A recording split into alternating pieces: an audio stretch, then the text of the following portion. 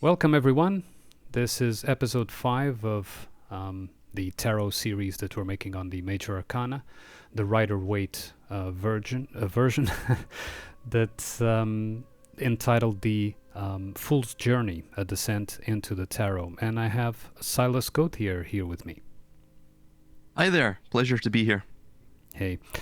All right, so last time we finished on the Hermit, right? And now we're going to the Wheel of Fortune, which is, of course, the card number 10. Now, first of all, I would say that in the sequence, it seems that after that period of, self-reflection, self-isolation for contemplation that the hermit had at the, top of his psyche after, his ego had been reawakened into the cold throne room, right? He would go and venture again into the manifestation of the world, and that also implies, of course, turning the wheel of fate, the wheel of fortune, trying his luck, see what the dice, cast for him, right? So it seems appropriate that after that has been reawakened, which I think is well represented by the Sphinx at the top of the wheel, representing, let's say, the higher aspect. So that hermit, that ego reawakened, we saw the same Sphinx, although black and white, being trapped in the chariot, right? Trapped in the civilization, in the false civilization. But now it's been ascended after being reawakened by the essence in the strength card. And going through the hermitage necessary, the self-contemplation, is being instructed by, let's say, the two angels at the top, in the clouds at the top, right? And below the wheel, you have a certain, sort of devilish, hound devilish kind of, it's probably a representation somehow of Anubis, in red probably. But a sort of devilish figure that is being instructed, I think, by the lower aspect. So the bull on one side and on the other this sort of chimera. What is, of course, then we also have the serpent to the left, which is, of course, of importance, because the serpent will always try, as you've several times stated, go down to the lowest density, right? And so it's traveling down. It's like released from the ego, and traveling down to explore the lower depths of the subconscious, the devilish realms, we could call it like that, although that is merely a metaphorical representation. So as an initial take on this card, this is what I have. Silas, would you like then to give us your take? Yes, I would.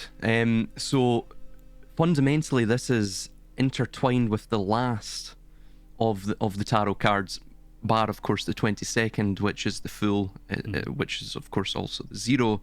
It's the reassuming, the renewing rather of the cycles.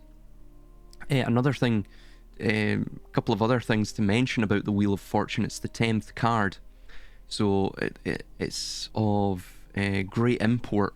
If you factor in the Zero card of the Fool, then, and of course if we assume that's the first card, then this would be the 11th, but I think it's actually meant to be the 10th card because the 10 is very much a divine number. Mm-hmm. It's a number of God in any sense.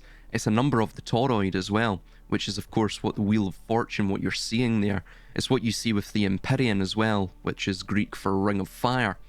It's what you see with all of these various, the zodiacal wheel. Any wheel is what you're seeing with that. Again, as we were discussing yesterday, it's this notion of the reciprocating continual cycles of life and death, or creation and destruction. Destruction feeding creation, creation then feeding destruction, so on and so forth. Mm-hmm. So with the four various angelic figures, we have the man to the, again, this completely mirrors what we're seeing in the World Tarot card. Mm-hmm. And it is the man to the top left, to the top right it is the eagle or the scorpion as well, and then to the bottom left we have Taurus or the bull, and then to the bottom right we have the lion. Of course, with the wings he becomes the griffin, but nonetheless the lion. Mm-hmm.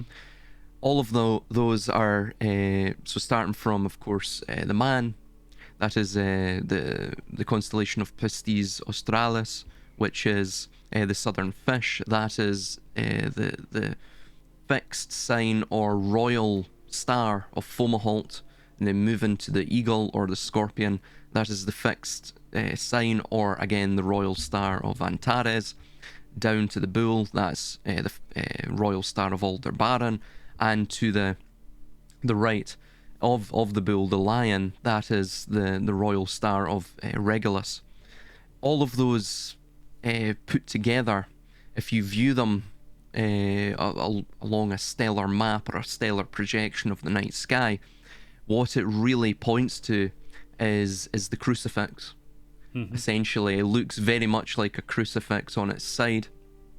And in the center of that crucifix, if we extrapolate and intersect all of the various royal stars, we get to Cassiopeia, which obviously links with what we see in the World Tarot card. But in this sense, what we're seeing is the interconnection between the four elements. And the four elements in their normative state, you could say, which is indicative of the four Latin letters of the T, A, R, and O tarot, of course. Mm-hmm. And then we have, when it's put on its fixed sign, when it's put on its more transformative aspect, it is that of Yod He Vav He.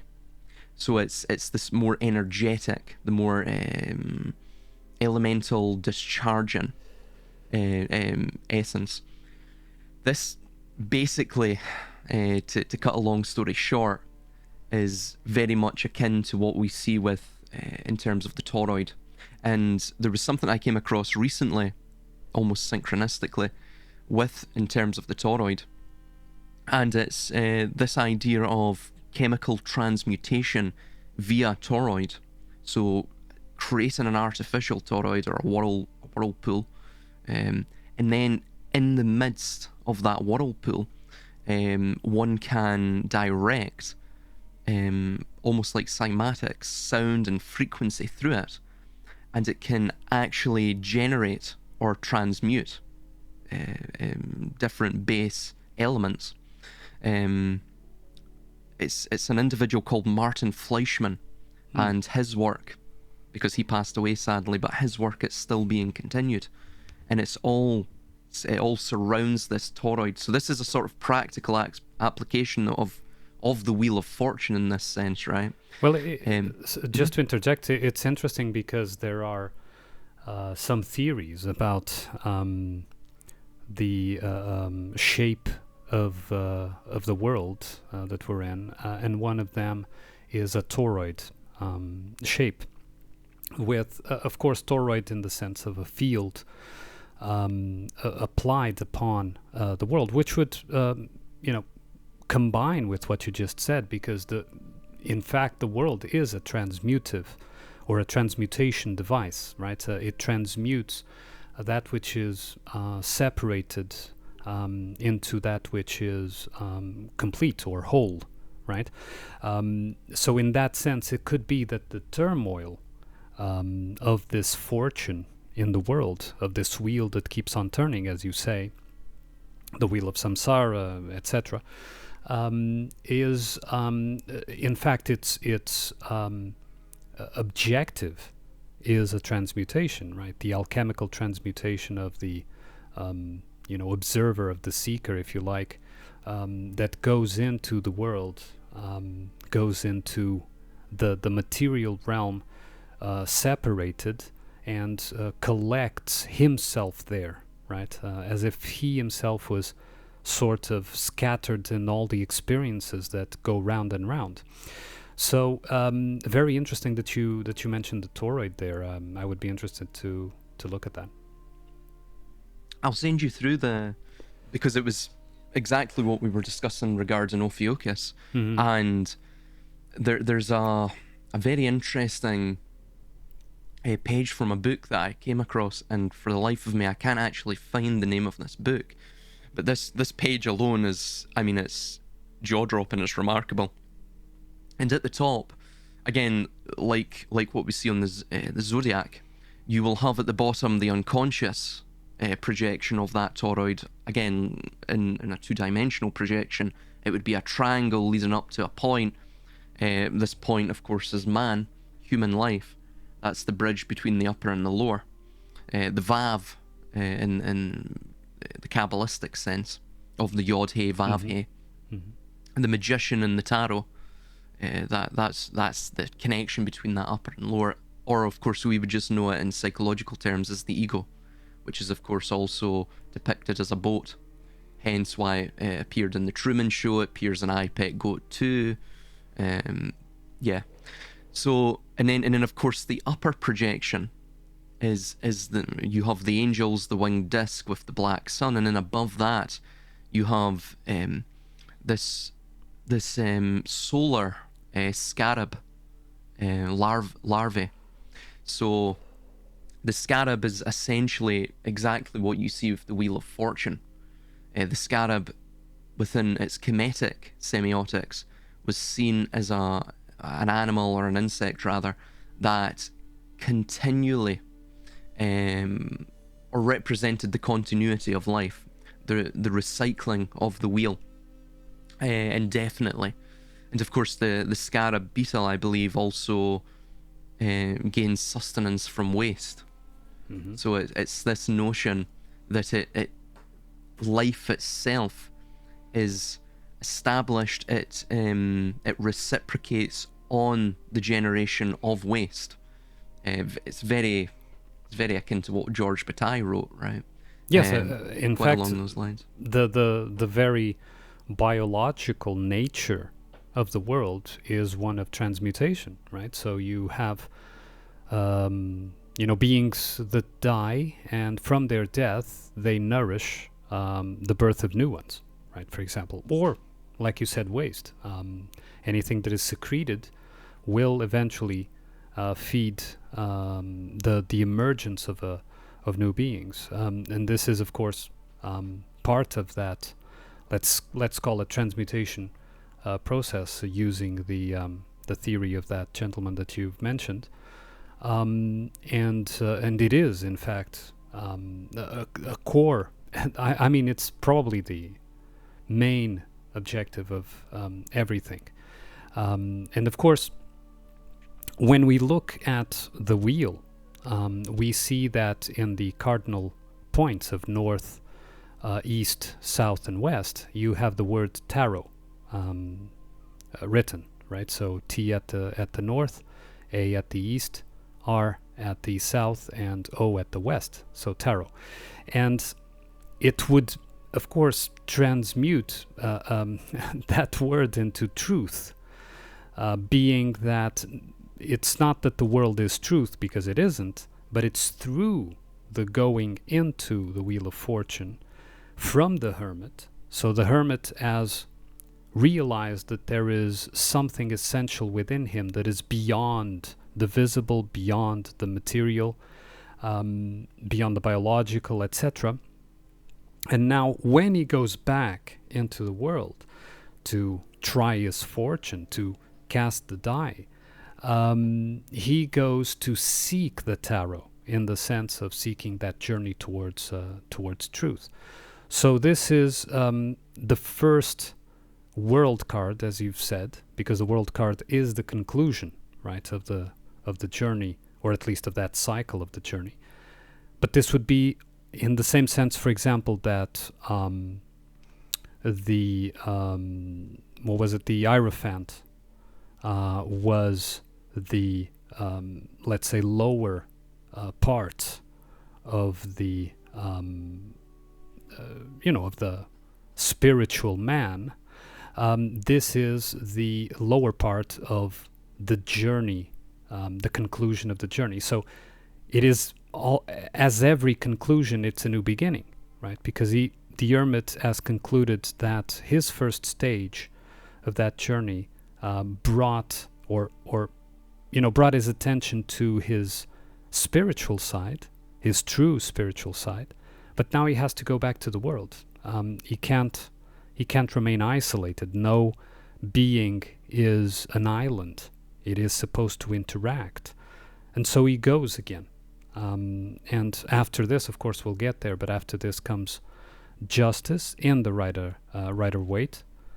In the Marseille, for example, is the strength that we've already mentioned. But I think actually that justice coming after this is more appropriate. But we will discuss both hypotheses when we get there. I really do think that this card, as you've well stated, is let's say a beta version of the world card, for good reason. I think it is a stage, an important stage in the journey, where one realizes that after we've acquired that contact with the essential self, you can't stay hidden.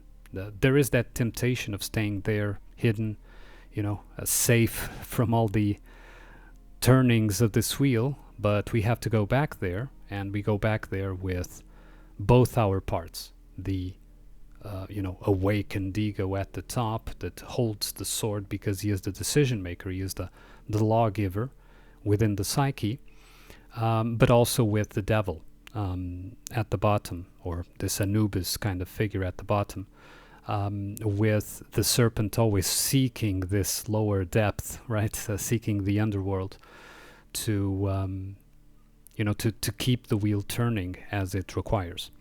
So absolutely, man. I think that the correlation that you've made with the toroid, the transmutation, and the fact that the Wheel of Fortune has the word tarot, which would translate as truth, or it would be equivalent to Torah in a sense, which appears in a previous card, the priestess, right?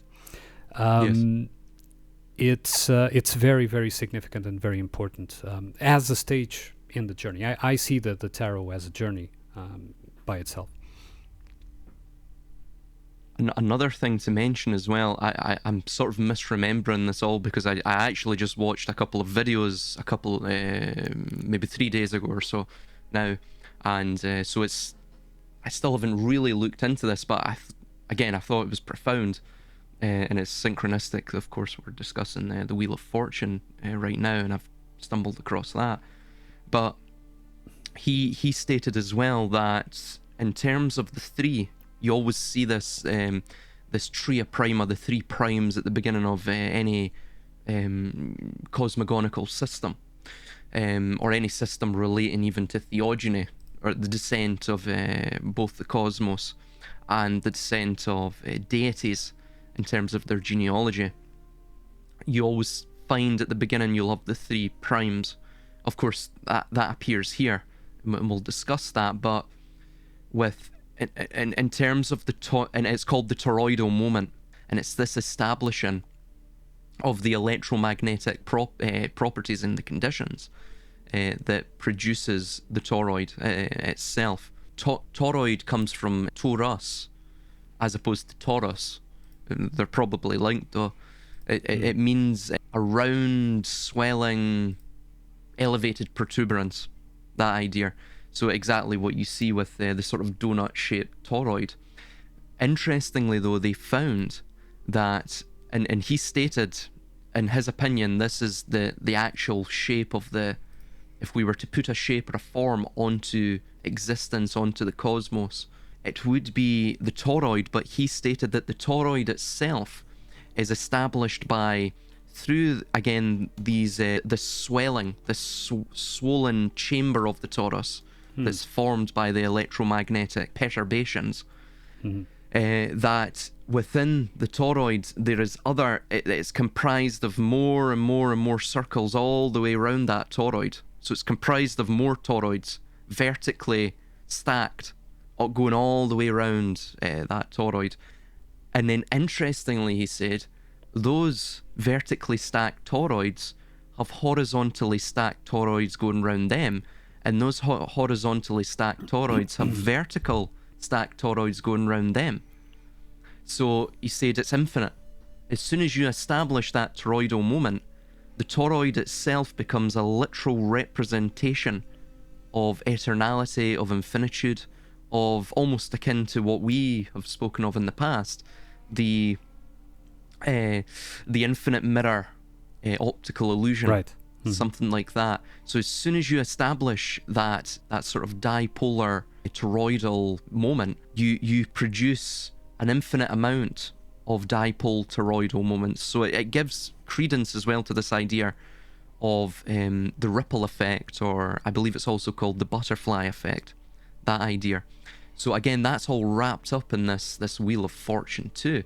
And like what you're saying with the Torah or the toroid, Torah I believe is Hebrew for instruction, which is interesting to say the least. But he also mentioned as well, like what we see on the toroid and like what we see throughout, wherever we find this 8-rayed star, it's exactly, it's the exact same semiotics. It's the exact same emblem that's being used in the exact same way in terms of metaphysics and perhaps natural science. Essentially, it's what they're trying to establish there, illustratively, is a regular facing square juxtaposed with an oblique facing square. Aleister Crowley called this LVX, which is the regular facing square, and the oblique was NOX, or Noct, night.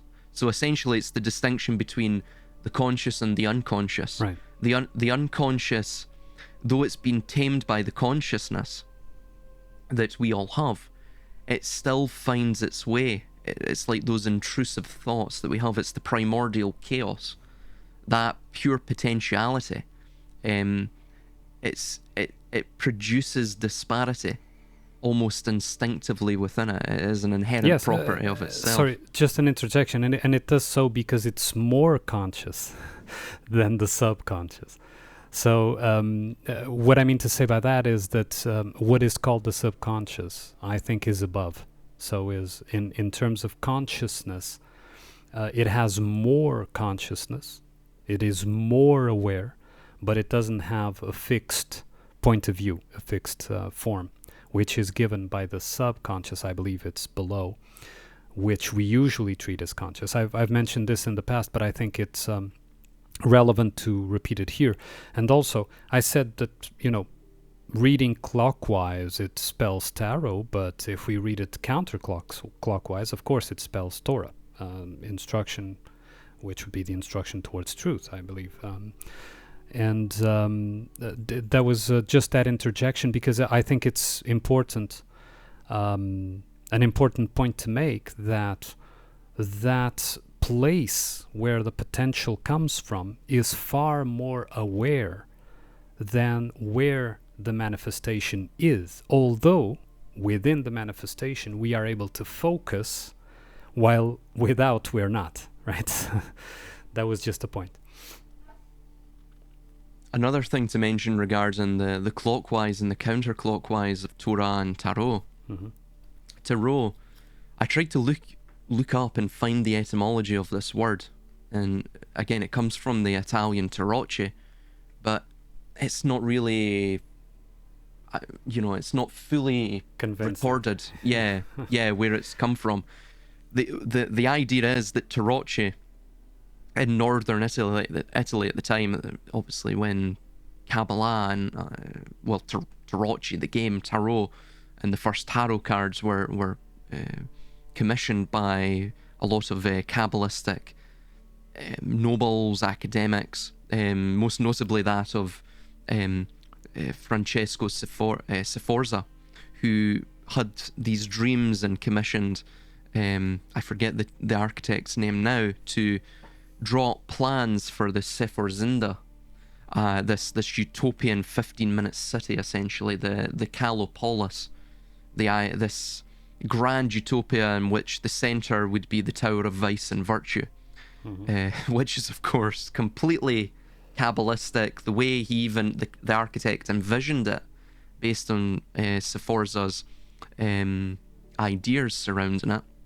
and his brief was completely Kabbalistic. It was a monument, essentially, to what we saw with the Tower of Babel, what you see even perhaps in the, interestingly, the Torah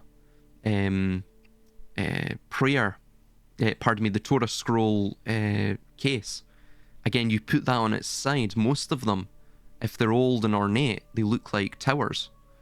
You go into the Zohar, it tells you why that is, because it's a mystery religion. It seeks to establish on earth that which exists in heaven. Ultimately, it's the Tower of Babel itself wasn't an actual tower. What it is it's the utilization of the toroid. And another thing this individual mentioned is that, and this links to the descent of the spirit, the involution of the spirit into matter, where he stated, whatever you, I forget the way he discusses this here, but he stated, based upon and he showed it in terms of what we see with the 8 rays, right? And again, that regular facing square and the oblique facing square. He said, via this change in configuration, we can actually disturb and disrupt the toroid, and then by passing, it was either it was frequency of some kind, I don't know if he might have mentioned radiation or something, where you can actually, you can take something from the beginning of that toroid, and you can pass it through the center of that toroid, and it can appear at the other side of it. So you can almost bend space and time. That's what he was stating. Of course, he stated that we've only been able to do this in very, very small, and almost minute, microscopic increments. It also, by the way, see at the bottom of that toroid that they establish through this toroidal moment, it actually creates a very faint outline of the yin-yang symbol, which I found astonishing. So again, the Wheel of Fortune is a far more important card than typically is given credit by most astrologers and tarot enthusiasts.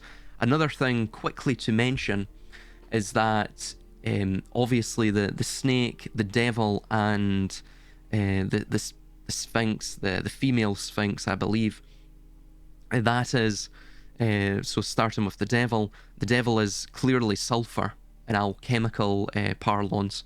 That again represents the principle of energetic disparity, discharge, combustibility, the boisterousness of the unchecked soul or ego, and this sort of transformative fire, the destructive aspects of things. Obviously the devil, as well, as we'll see later on, links with number 15, which of course is pronounced in Hebrew Yah.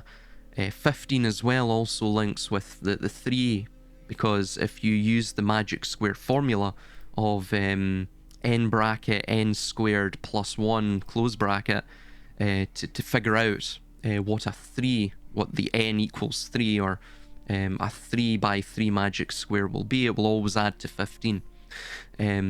Again, 3, there's the 3 again, right? Linking to the 15. Of course, the 3 times 5 is, the 5 is a number that we see with Mercury, a number of the feminine, a number that's associated with man himself, because man is a star, remember. Man is the pentacle. He is the Divina Proportione, the divine proportions. And then moving to the snake, I would associate that with Mercury, and then the final one is that of salt, perhaps, or of course it could be the Keter if we're looking at in terms of the Kabbalistic tree of life. But it symbolizes it could symbolize salt, yes, but it could also symbolize the Divine Mother, the Mercurius, that which is not Mercury, it's above Mercury. It encompasses all three combined. Right. Well, I would say that it's, again, the same blueprint that we see, for example, in the depiction of Atlantis, right? So Atlantis is concentric circles, which would make the toroid, as you've described, that it has concentric toroid vortices onto itself infinitely being projected. And the story is that Atlantis sank, so it became, it went down into into the waters, into the, we could call it subconscious, although I think it's conscious, but nonetheless. So it is the same story that you've depicted about the Tower of Babel. Of course, the association between Babel and Atlantis is not new, right? It's something that has been talked about previously by other people, but it is, I think, an interesting correlation to determine that if the Wheel of Fortune, here this central wheel, which would be also the Wheel of Samsara, for example, is associated with the reality as a stage for all these contexts to play out, and understand that my contemplative, intuitive realization is that there is something, an organic context that we are supposed to be living, but usually we hand over the script writing to the devil, let's say, and we outsource our lives and the decisions about our lives to the devil, to the shadow part, the rejected part, because exactly we don't want to deal with it. It's also the representation of Babel or Atlantis that eventually crumbles down or sinks as it becomes more and more promiscuous, more and more distant from that organic, let's call it life, right? And so it's basically a symbol that we see blueprints of it all over the place, in different details, in different ways of telling the same story, of telling the same blueprint. This important symbol of above the Sphinx with the sword and below the devil sort of dancing around the lower parts of the wheel is really, really basically the same as the Ophiuchus, right? And of course you even have the serpent there on the side, but it is the same as Ophiuchus in the sense that it is in that middle point that everything is determined, and that to which everything will eventually be reintegrated into, right? So I think that's why they've, in scientism, introduced the idea of Big Bang, which was, if you look at it, is the idea of a generation from a single point that continuously expands, but in that same theory it is implied that it will eventually contract again, right, into that single point. Of course, it is merely a representation. It's not to be taken literally as they do, but it is also represented here. It's as if this central point of the wheel was this generation point of all the manifestation, which unites the above and the below in, on one hand, confrontation, but on the other hand, a sort of love affair, right? There is a certain love affair between the higher and the lower. They can't live without each other, but they also can't live with each other. They hate and love at the same time each other, and all of this will eventually be reintegrated through the turning of the wheel, through the experience of the wheel. And the more that we get in contact with that organic self, the more that the Sphinx with the swords is able to determine what is true from what is false, what is organic from what is not, what is self from what is not. The devil approaches that central point as well, because everything is reflected, right? Invertly reflected, but reflected. And if you change one of the polarities, you change the other one, I would say. Another thing to mention as well is that in terms of what we see with the various symbols in that, and on the spokes, the 4 cardinal directions of the spokes. Again, I'm just sort of winging it here in terms of what it could be. I always wing it. yeah. I mean, they're symbols that they're very similar to alchemical symbols, but they're distinct as well. So some notes I've got here on what I thought they could have been, and this will tie in with the Tarocchi etymology that I came across. So the top spoke is that's the one that begins with A. That would be the upward triangle, which is associated with fire. Again, if it's you see that horizontal line as well, but again, it's not actually on the cap or right at the apex of that, so it wouldn't be air.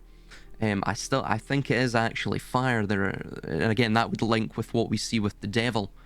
There's another thing to mention upon that, and I'll get to that later, but again, transformation, purification, the destructive masculine principle in that sense. And then you have the right, the one to the right, so that's the alpha, and then you have the omega with the snake, and you have that circle again. That is most likely, it seems, or it looks like, either salt or an inverted ankh symbol, which may be symbolizing calcification of stability, obviously, with the earth, or of course death itself, the unconscious aspect of all things. And then the bottom spoke it looks, of course, like water.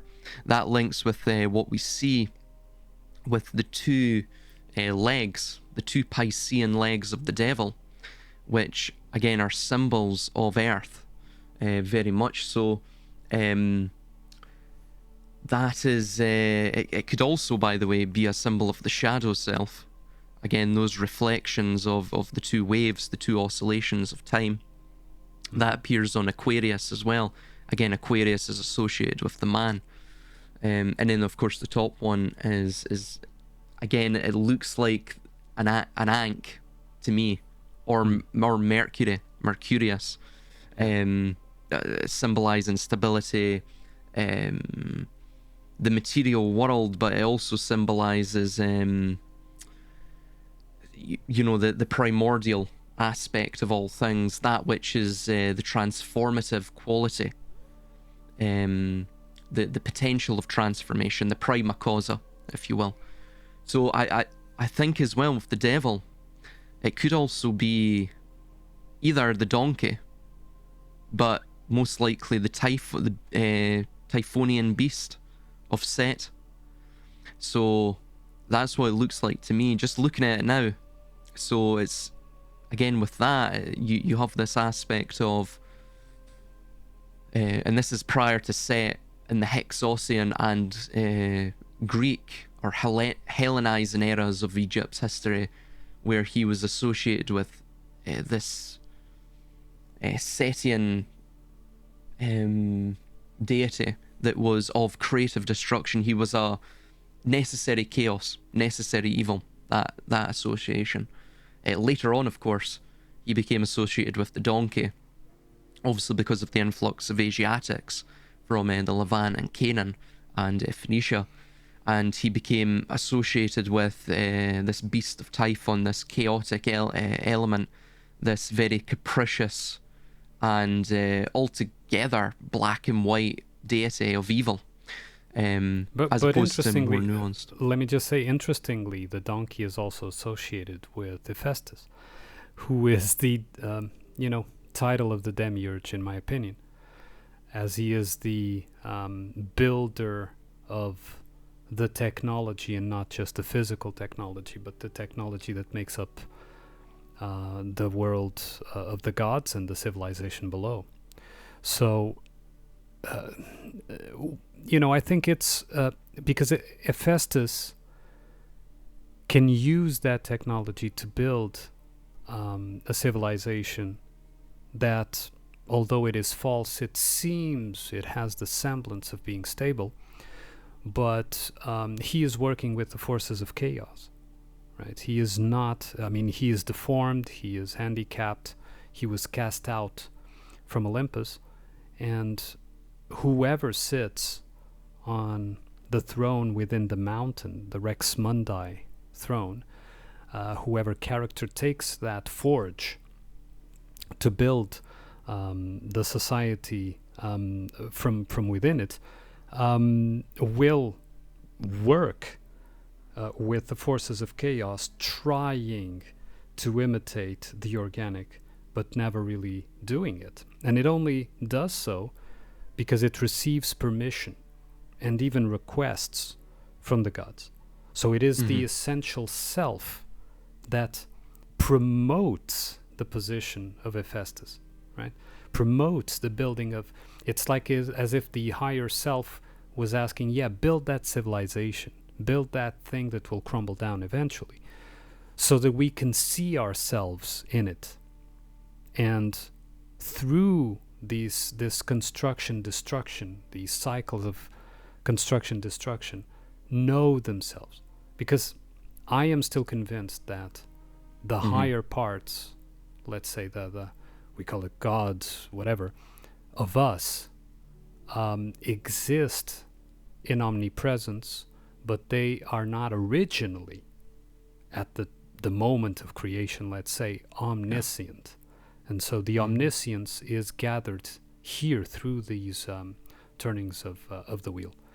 So it is very pertinent that you mentioned the donkey, because it reminded me immediately. It was one of the animals associated. Do you know what's interesting as well? Hephaestus was lame. You also have Dionysus, which it can mean two things in ancient Greek. It can mean little Zeus, or it can also mean lame Zeus.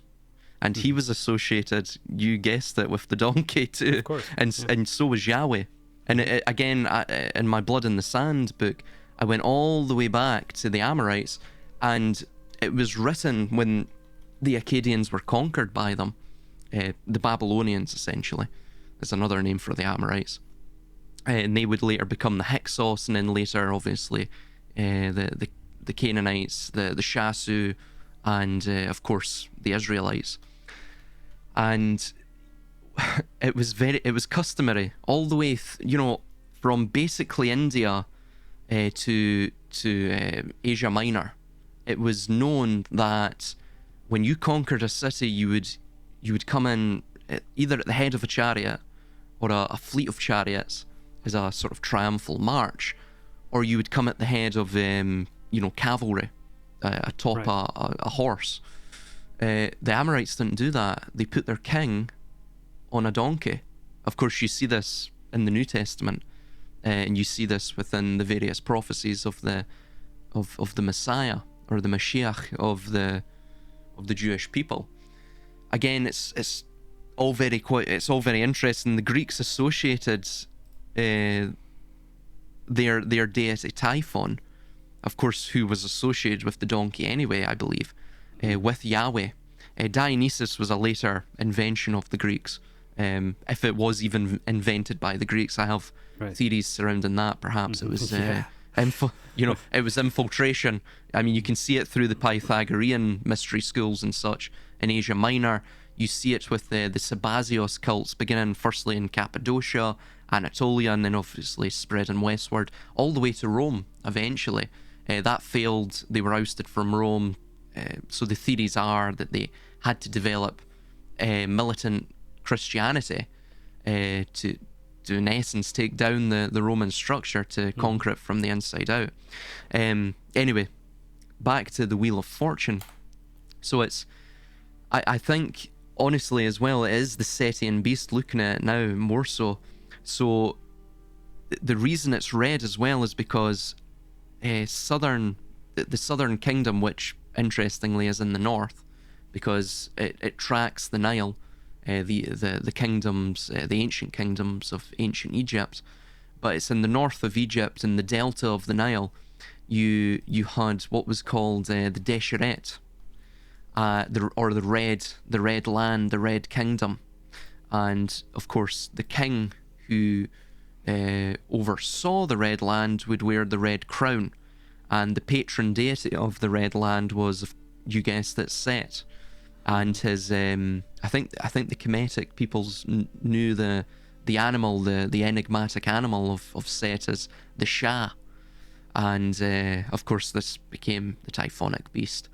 But we always have to remember that we're talking blueprints, because this has been applied over and over again, as we've just given a few examples before. The river, even the river Nile, as you've been depicting here, could be that serpent over there, right? So so it is important to make a distinction that this does not need to actually be literal in the sense of an historical value, but it is real in the sense of the story that was written to be applied upon, let's say the memory, the collective memory. But go on, sorry. Absolutely, yeah. Well, another thing to mention as well is that this is why Set was assimilated and syncretized by the Hyksos, because they conquered that northern land. Of course, the red and the white crowns, or the crowns of the southern kingdom and the northern kingdom, when they were combined, they became the pharaonic crown. Of course, the red and the white, like what you're talking about with blueprints, is found throughout, not just Western esotericism and Near East esotericism, of course alchemy being one, but also, funnily enough, in the creation myths of China, the Fu Si is also typically associated, I believe, with red and white. Again, the combination of Sol and Luna, or the anima, the animus, the fire, the water, whatever it may be. Mm-hmm. Another thing to mention, you brought up the snake, and again, looking at it now, because I'm winging this,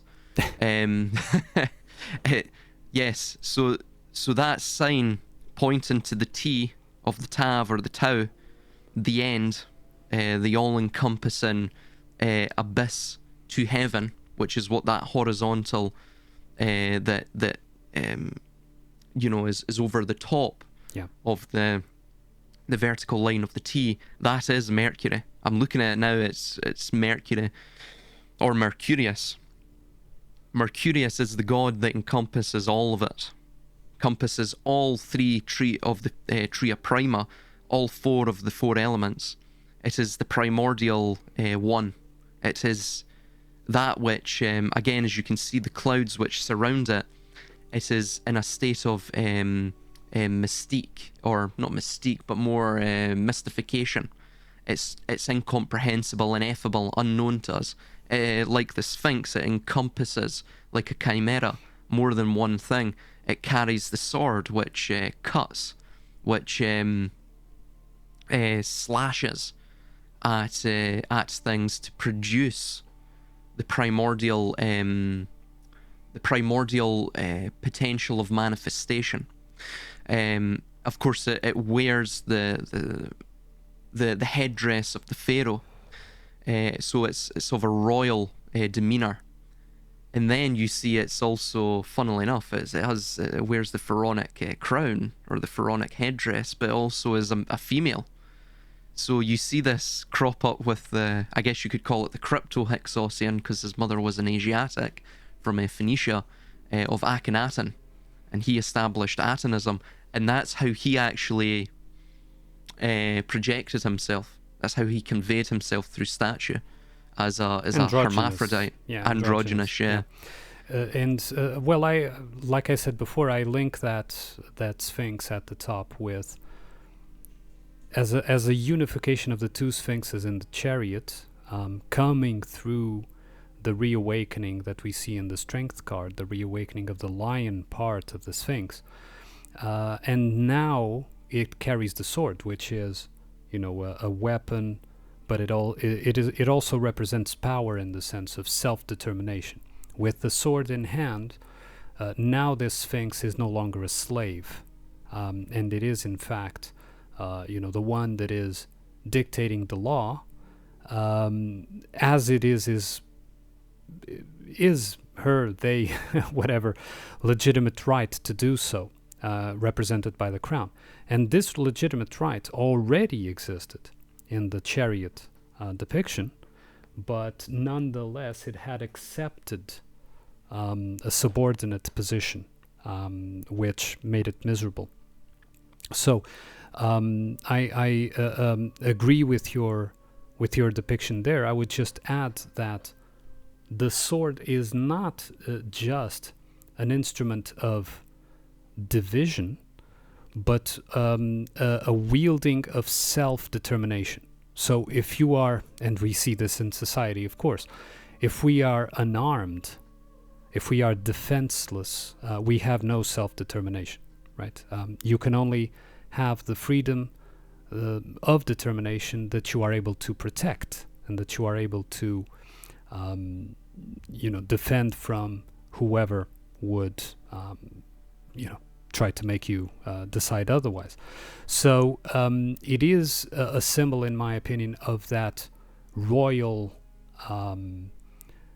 capacity, that rulership that it's supposed to have, that it's its legitimate right. And that is why, of course, the sword has been associated with kingship as well, like in the story of King Arthur, but many others. Even Luke, associated with the Celt. Celt is, as you know, a broad term, but the Irish stemming culture had the sword, and that sword had the special power of when you pointed that sword at a foe, that foe had to speak the truth. It could not lie. It was unable to lie with the sword being pointed at him. So all these myths show that this kingship is the legitimate position, and it's always coming from the released slave, right? And we also see, of course, where else in the Old Testament this, right? You have the released slave that becomes the ruler, right? You have the releasing of the slaves that then eventually become kings themselves. And although, again, I read this not in a historical sense, as if it actually happened and we're literally depicting history, I read it as blueprints, and these blueprints are nonetheless extremely important to decipher, because they determine the let's say foundational memories that we collectively share. So absolutely agreed, man, that about what you said. I would just really like to add that to me that Sphinx is the same Sphinx, although separated at the time in black and white, here united in this heavenly blue, is the same Sphinx of the chariot that we see pulling the chariot in their divided state, separated state, and defenseless, because it has no weapon, no means to self-determine. And another thing to mention as well, I agree with that. Again, the sign of a free man was to be armed, Yeah. which of course we have now been denied mostly across the world. Yeah. In the modern day. So again, that shows that it is a sovereign. What we're viewing there with the chimera, the Mercurius as a sovereign. The lion as well. Again, it's ferocious, and then the above it is that of the body of the female, and in the head of the man. So you have all of these instances, and the sword could even be one of fire. If we look at, for example, the cherubim, that have these, well, in the Hebrew it's either swords that rattle or vibrate, or swords that are aflame. So again, it's this symbol of destruction as well, right? But it's also a symbol of sovereignty. It's not a destruction that's taken lightly. It's not a destruction that's done impulsively. It's done methodically and with a creative intent behind it, like Hephaestus or what have you. And you mentioned as well that Hephaestus, this idea of the Rex Mundi, and he is within the bowels of the earth, within the bowels of the cave, or the mountain rather, via in the being in the cave. So again, it's similar to what we see with the Orphic egg, right? It's that idea that Jung mentioned. The branch can, or the tree can only reach to heaven if its roots descend down into hell.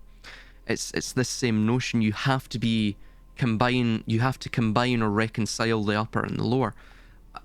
We can make mention of too that so beginning with the Mercurius, with the Tav, and then going to, and you quite rightly stated, it's almost like the Eridanus with the snake. Funnily enough, within the oscillations of the snake, of the Eridanus, of the sine wave itself, you have both the Taurus and the Aries, the signs of Taurus and Aries combined in that. I find that quite interesting. So it forms the oscillations of a wave. And of course you can project that sine wave as a circle. And interestingly, it just falls on the O. And it falls as well on, it appears to be salt. So again, it's that, and you have the snake descending down into the world, or trying to chase the earthly feet of the Setian or Typhonian devil character that we see there.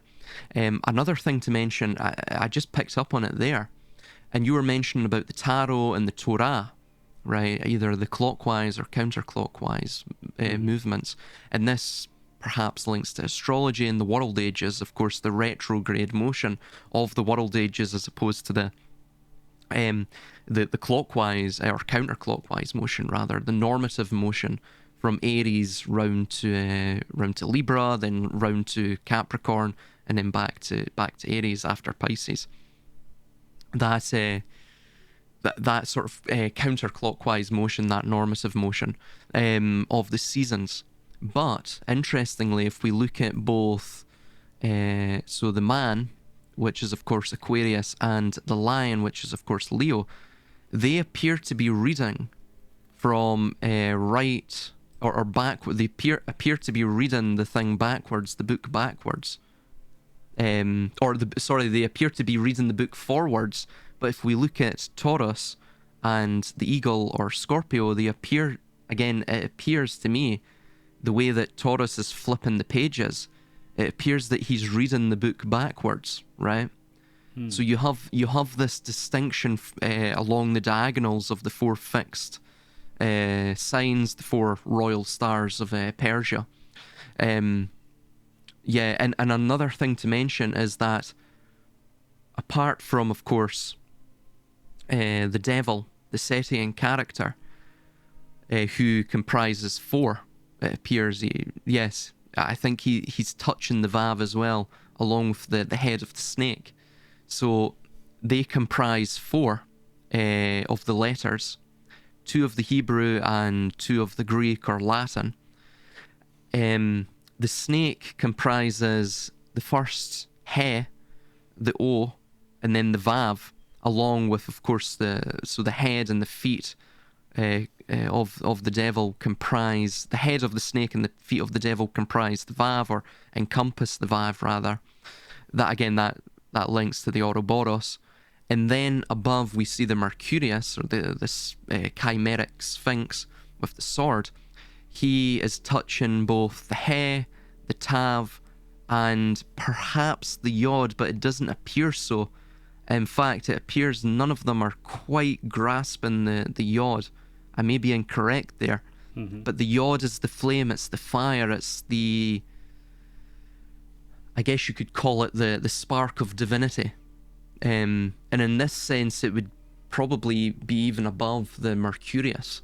Again, it's that unconscious monad, the Godhead, that which established the process itself, the process of the toroidal moment, in this sense, of the Wheel of Fortune.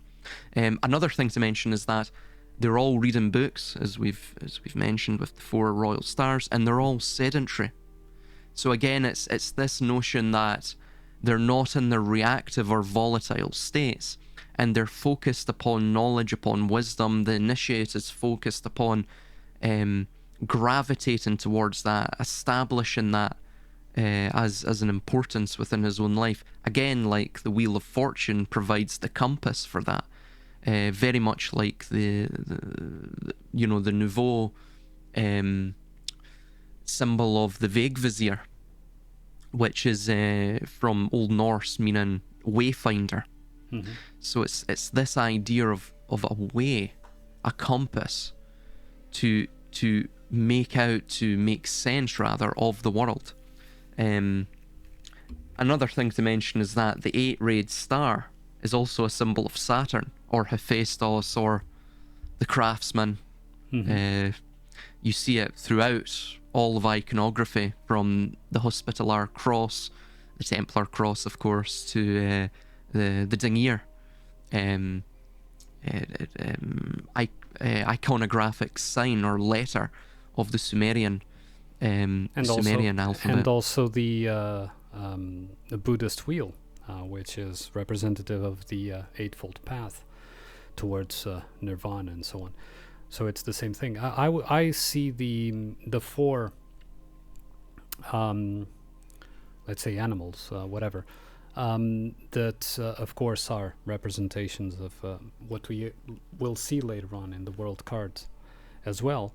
I see them as now beginning their observation, and these are like the 2 aspects, the 2 higher aspects and the 2 lower aspects, in the sense of, masculine and feminine above, masculine and feminine below. Finally, studying from the experience. So until this point in the journey, this was, they were just being, not really, paying attention, not really going through their experiences, contemplating on their experience, and now they're learning. Of course, the lower ones will be learning from the lower knowledge, let's say the base experience of the world, while the higher will learn from the more spiritual side. But nonetheless, they all begin after the hermitage of the previous card. They all begin to pay attention, let's say, to pay attention in class, right, as we would say for students in a classroom. So they're now paying attention. They're no longer just being there and going through the experience time after time. They begin to understand that there are things to be known in the world. I don't know if you wanted to add anything else before we move to the justice, or? I do actually, okay. Yeah. So, sorry, I'm spending quite a lot of time on this. Absolutely. Another thing to mention is that with the 4 fixed signs, we juxtaposed obviously the feet of the devil, the snake, the head of the Typhonian devil, the Typhonian beast, and of course the Mercurius.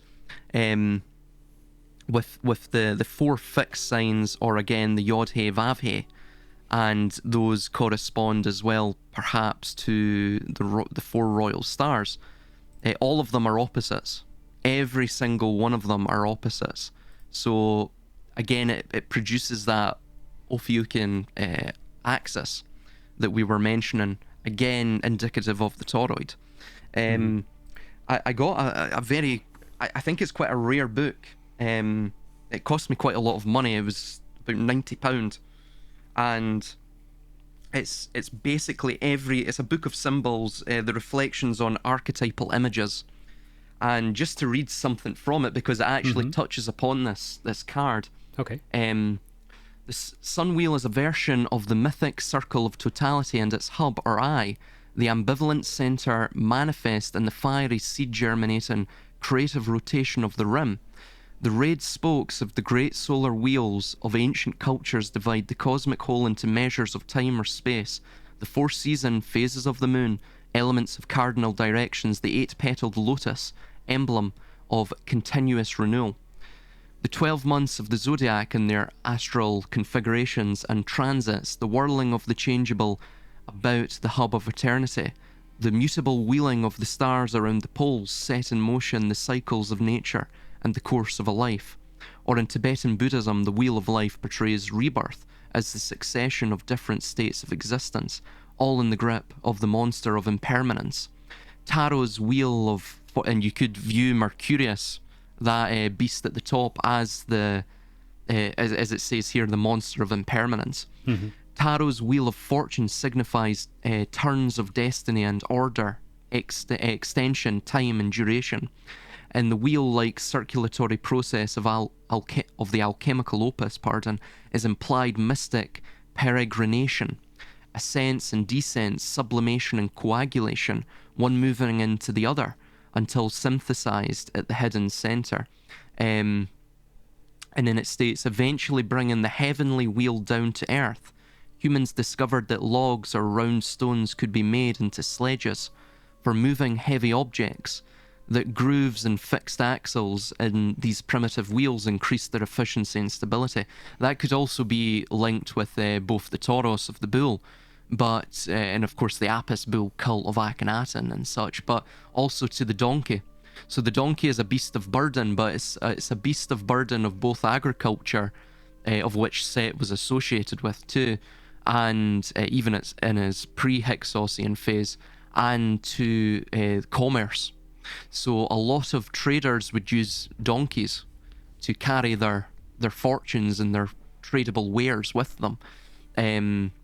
Again, which is of course linked with the people of Canaan, the people of Phoenicia. They were traders because just geographically, it's a point where three major trade routes converge from primarily the Silk Road, and then a couple from, of course, the Mediterranean regions. And then just to finish this point really quickly, the oldest excavated wheel from Mesopotamia is approximately 5,500 years old, but however we may take it for granted the wheel still occupies a place between the concrete and imaginal. The potter's wheel that rotates formless matter into differentiated being, there's the craftsman again. The millstone that once seemed to magically harness nature's power but also evokes the intolerable heaviness of endless repetition, the spinning wheel that produces the threads of fate and belongs to both fairy godmother and murderous witch, the wheels of ordinary life, cars, trams, trucks, buses, bicycles and planes, reiterated in our dreams as vehicles of psychic motility, and the grooves of progress, regression and routine. It mentions a few other things as well, which I don't think are as important, but then it states this, just in a very quick description of a figure. Here, the wheel suggests the turning of human fate and the inevitability of change, and that is from a medieval manuscript titled literally The Wheel of Fortune from 14th century France. Perhaps signifying the unity of living things, the mysterious wheel. And this is, yeah, it's basically just the same thing. Yeah, this idea of human fate and the inevitability of change. again, the turning of the wheel like the potter's wheel. He's using that mutability, that motility of the wheel to thus induce impermanence and chaos, which itself renews and forms that which he's seeking to create, the vessel he's seeking to create. Yep, absolutely. Yes, it is. It is in fact the turning, continuous turning. From that central point, that central axis, to which eventually everything will return, like we've mentioned before. So I completely agree. And the donkey assumes even a greater importance with that depiction, right? So it's absolutely. Mm-hmm. Sorry, I didn't mean to interject. No, Finish go your ahead. point, man. No, go ahead. So this will appear actually in my new book, and it regards the sun god Surya, which I think appears in Hinduism, but it also appears in Buddhism, I believe, because of obviously the connection of the Dharmic religions. But if you look at the temple of Konarak, this, I believe it's near Gujarat in India, if I recall correctly. I might be incorrect there. That's just from memory. The Wheel of the Sun, and is a very famous Dharmic symbol, nearly 10 feet in diameter. The Wheel of the Sun temple of Konarak is one of 24 attached to sides of the imposing structure. Interestingly, when this Martin Fleischmann, he said when we actually established these toroidal moments, you could break everything down into basic units of measurement, quantification, where it would actually align with 12, 24, you would have 8 in there. All of these numbers were represented, things that are, of course, quite important numbers to the esoteric. And then it states, the temple represents the divine chariot that carries the sun god Surya across the heavens from dawn to dawn, which is of course what we see in the Splendor Solace. After we begin to view the alembics, we see all of the various deities, elements, gods of the Hellenic or Greco-Roman pantheon riding their chariots across the sky. And you'll notice with Surya, quite interesting, obviously the Hyksos, or the Amorites, who later became the Babylonians, and Masonry, according to Masonic authors, they had their founding in Babel with the Tower of Babel, that idea. And of course the old Babylonian Empire set up by the Amorites.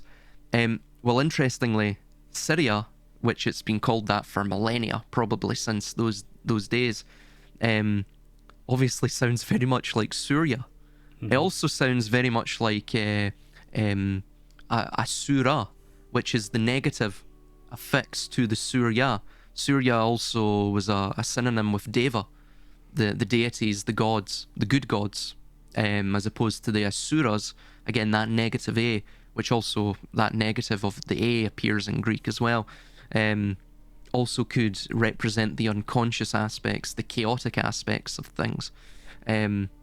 I just find that interesting that the Hyksos or the Amorites come from Syria, and then you've got the idea of the wheel, and the Torah, the Tarot, the Hyksos, the Israelites. Again, like what you're saying, it's all blueprints. It's all blueprints. Yeah. And you even find that, of course, in the spindle of the Norns. In Norse mythology, it's the same thing. You know, the fates of the Greeks. These, let's say, the rulers of luck and fate and destiny, right? That they spin the wheels of fate, and they throw at the individual the lot. Mm-hmm. the context that they're supposed to. Of course, it's a cyclical thing.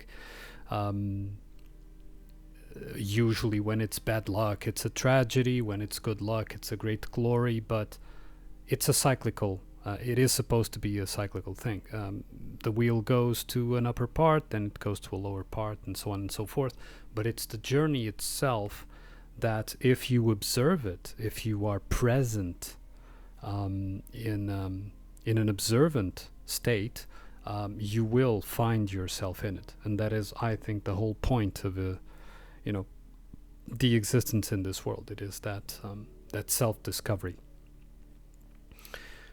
So, I don't know if there's anything else about one more thing. Okay. Two final things very quickly. No problem. If you look at I'm unsure if you're familiar with, but anyone can look it up. In Prague, there's a cat, and again, this links with the golem of Rabbi Love, which, interestingly, if you follow John Kerry's line, he's actually from this rabbinical line from Prague. And his real name, of course, isn't Kerry. It's what is it? It's John. Pardon me. Yeah, it's not John Kerry. It's John Cohn. They changed it. It was changed to a more Irish sounding name once they migrated. His family migrated to the US, but he's from this line on his maternal side of Rabbi Love, who was the last to know the secrets of establishing the golem.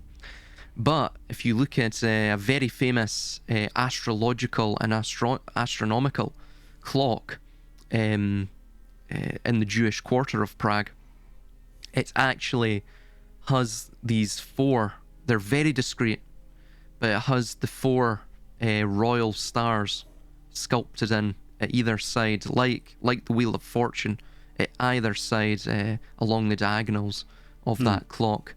And one last thing, you notice with the devil that, and if I can find it, you notice with the devil, the Typhonian devil, the head of the Setian beast, that he is the counterpoint of the O, but he is the A. And the A looks very much, in this representation, it looks very much like a compass. And what does the compass do? Well, it quantifies. It attempts to quantify the unquantifiable circle.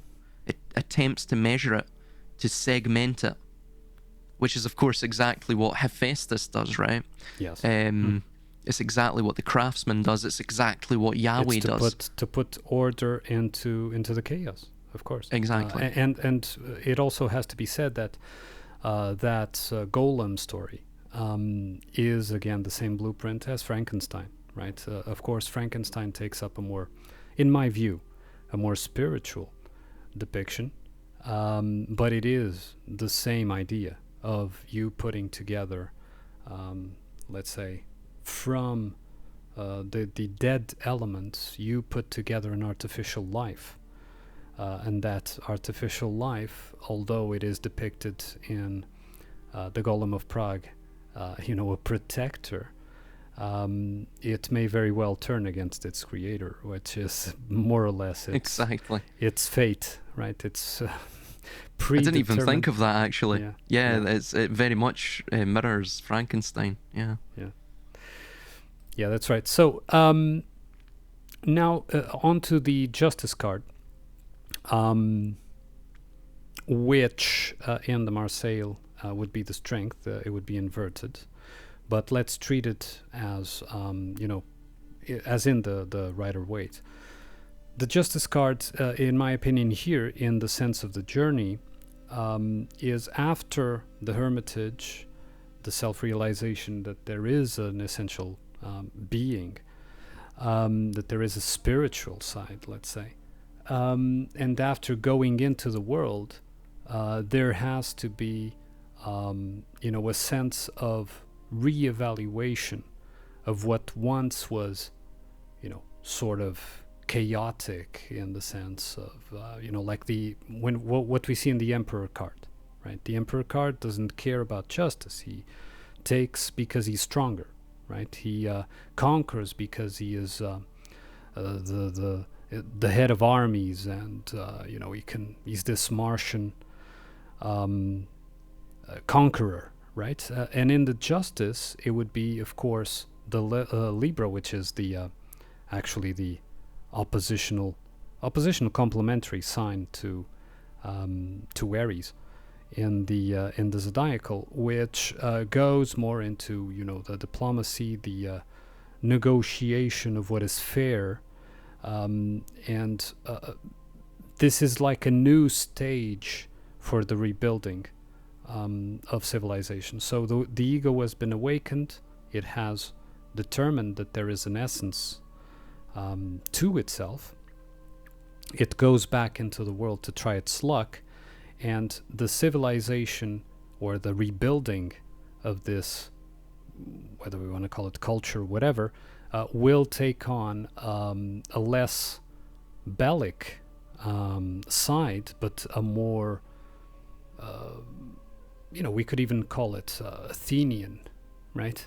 Less Martian, less Aryan, and more Athenian side to it, correct? That will bring about a new stage that will allow a stability for, or supposed to, for the elements of that civilization to be free to explore themselves, to explore their own selves, without being just concerned with warfare, with conquest, and with acquisition.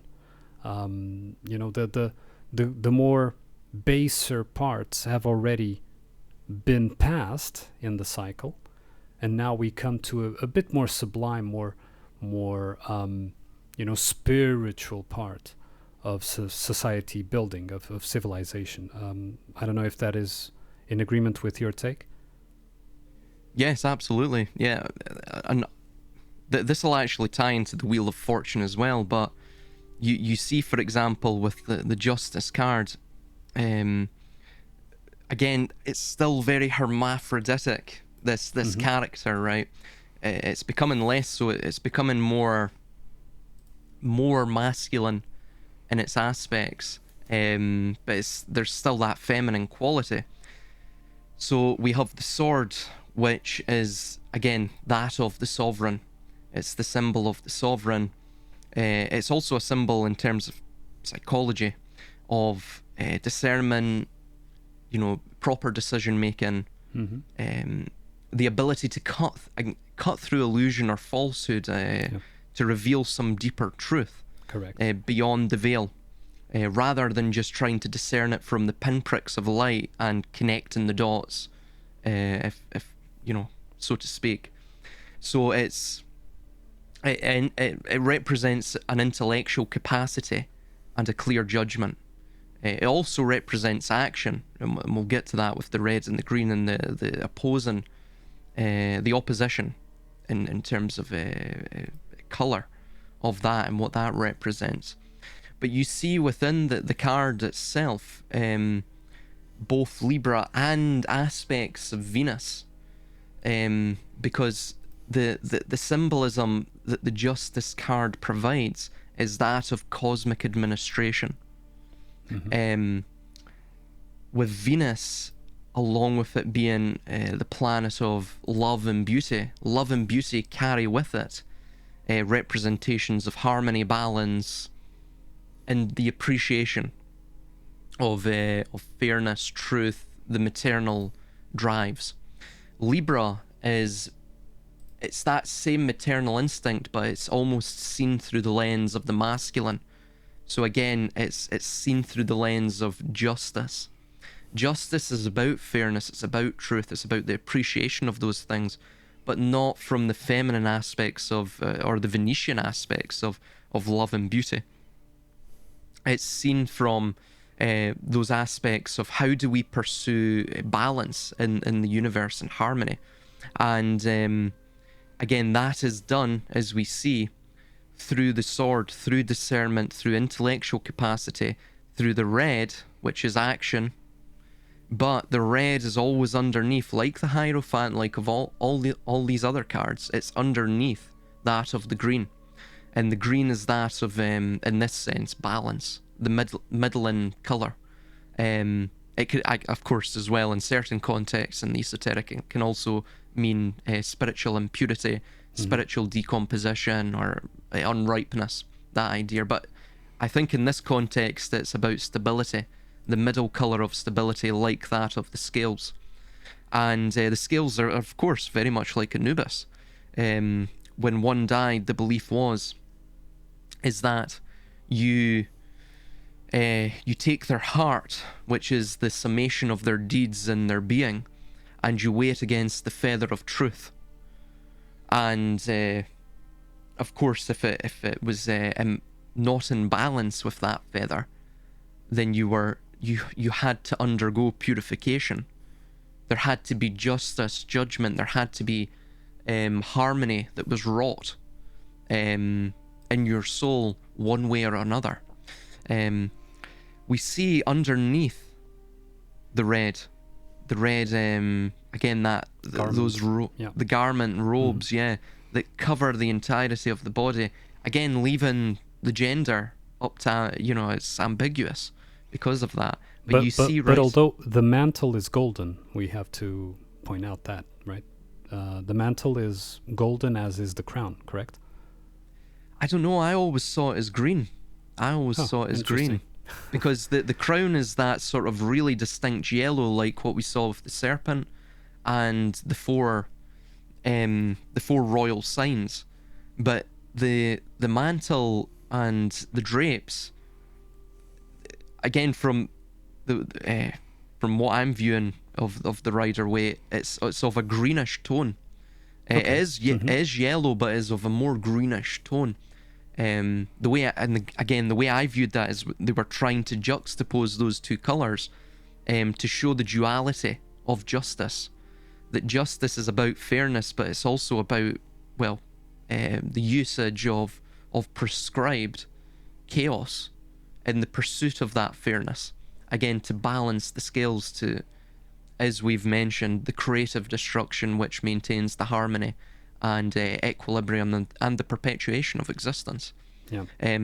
We saw with the Torah and the Tarot, and I actually was about to say this, and I don't know why. I do this all the time. I mention things and I go off on massive tangents. But with the Wheel of Fortune, and this ties in exactly with this, the reason that the red of action is underneath the green of stability or the instruction, that which provides, again, prescribed chaos as opposed to pure, unadulterated, unshackled chaos, that appears on the Torah and the Tarot. So the Tarot comes from the Arabic, and this is where I've traced it back to, the Arabic taraha, which means he rejected or he put aside. But most notably that of he rejected. So if we look at the path of the Tarot on the Wheel of Fortune, it goes from the Mercurius of the Tav or the Tau, round to the Aleph of fire, and then round to earth, and then round to water. But that is not the way things go. Not in the Torah, not in the Kabbalah, not in any instance of destruction myths over long periods of time. It always starts with the snake, or the sine wave, or the deluge. So it goes round the Torah. It doesn't go round the rejected side of the Tarot or the Tara from Arabic. It goes round the Torah, which is the instruction. Funnily enough, it also may link to the Old Norse Thor, or literally the ancient form of would be Dora, something like that. Yes. With the leather, that the sound, yes. Which means quite literally thunderer or thunder. So it's that same idea as the descent, the pathway of descent down the Kabbalah. And it's like what you're saying, all of this, it's all connected. This idea that you see of the dialectic of, well, I'm a pagan, and the other one will go, well, I'm an evangelical Christian. When you actually look at the symbolic blueprints, they're all the same. Blueprints with different cultural details, and you're able to sell the same story to different people, and they think it's an original. So absolutely, I would say to add to what you've stated, you have correctly indicated that this is also a cosmic justice, but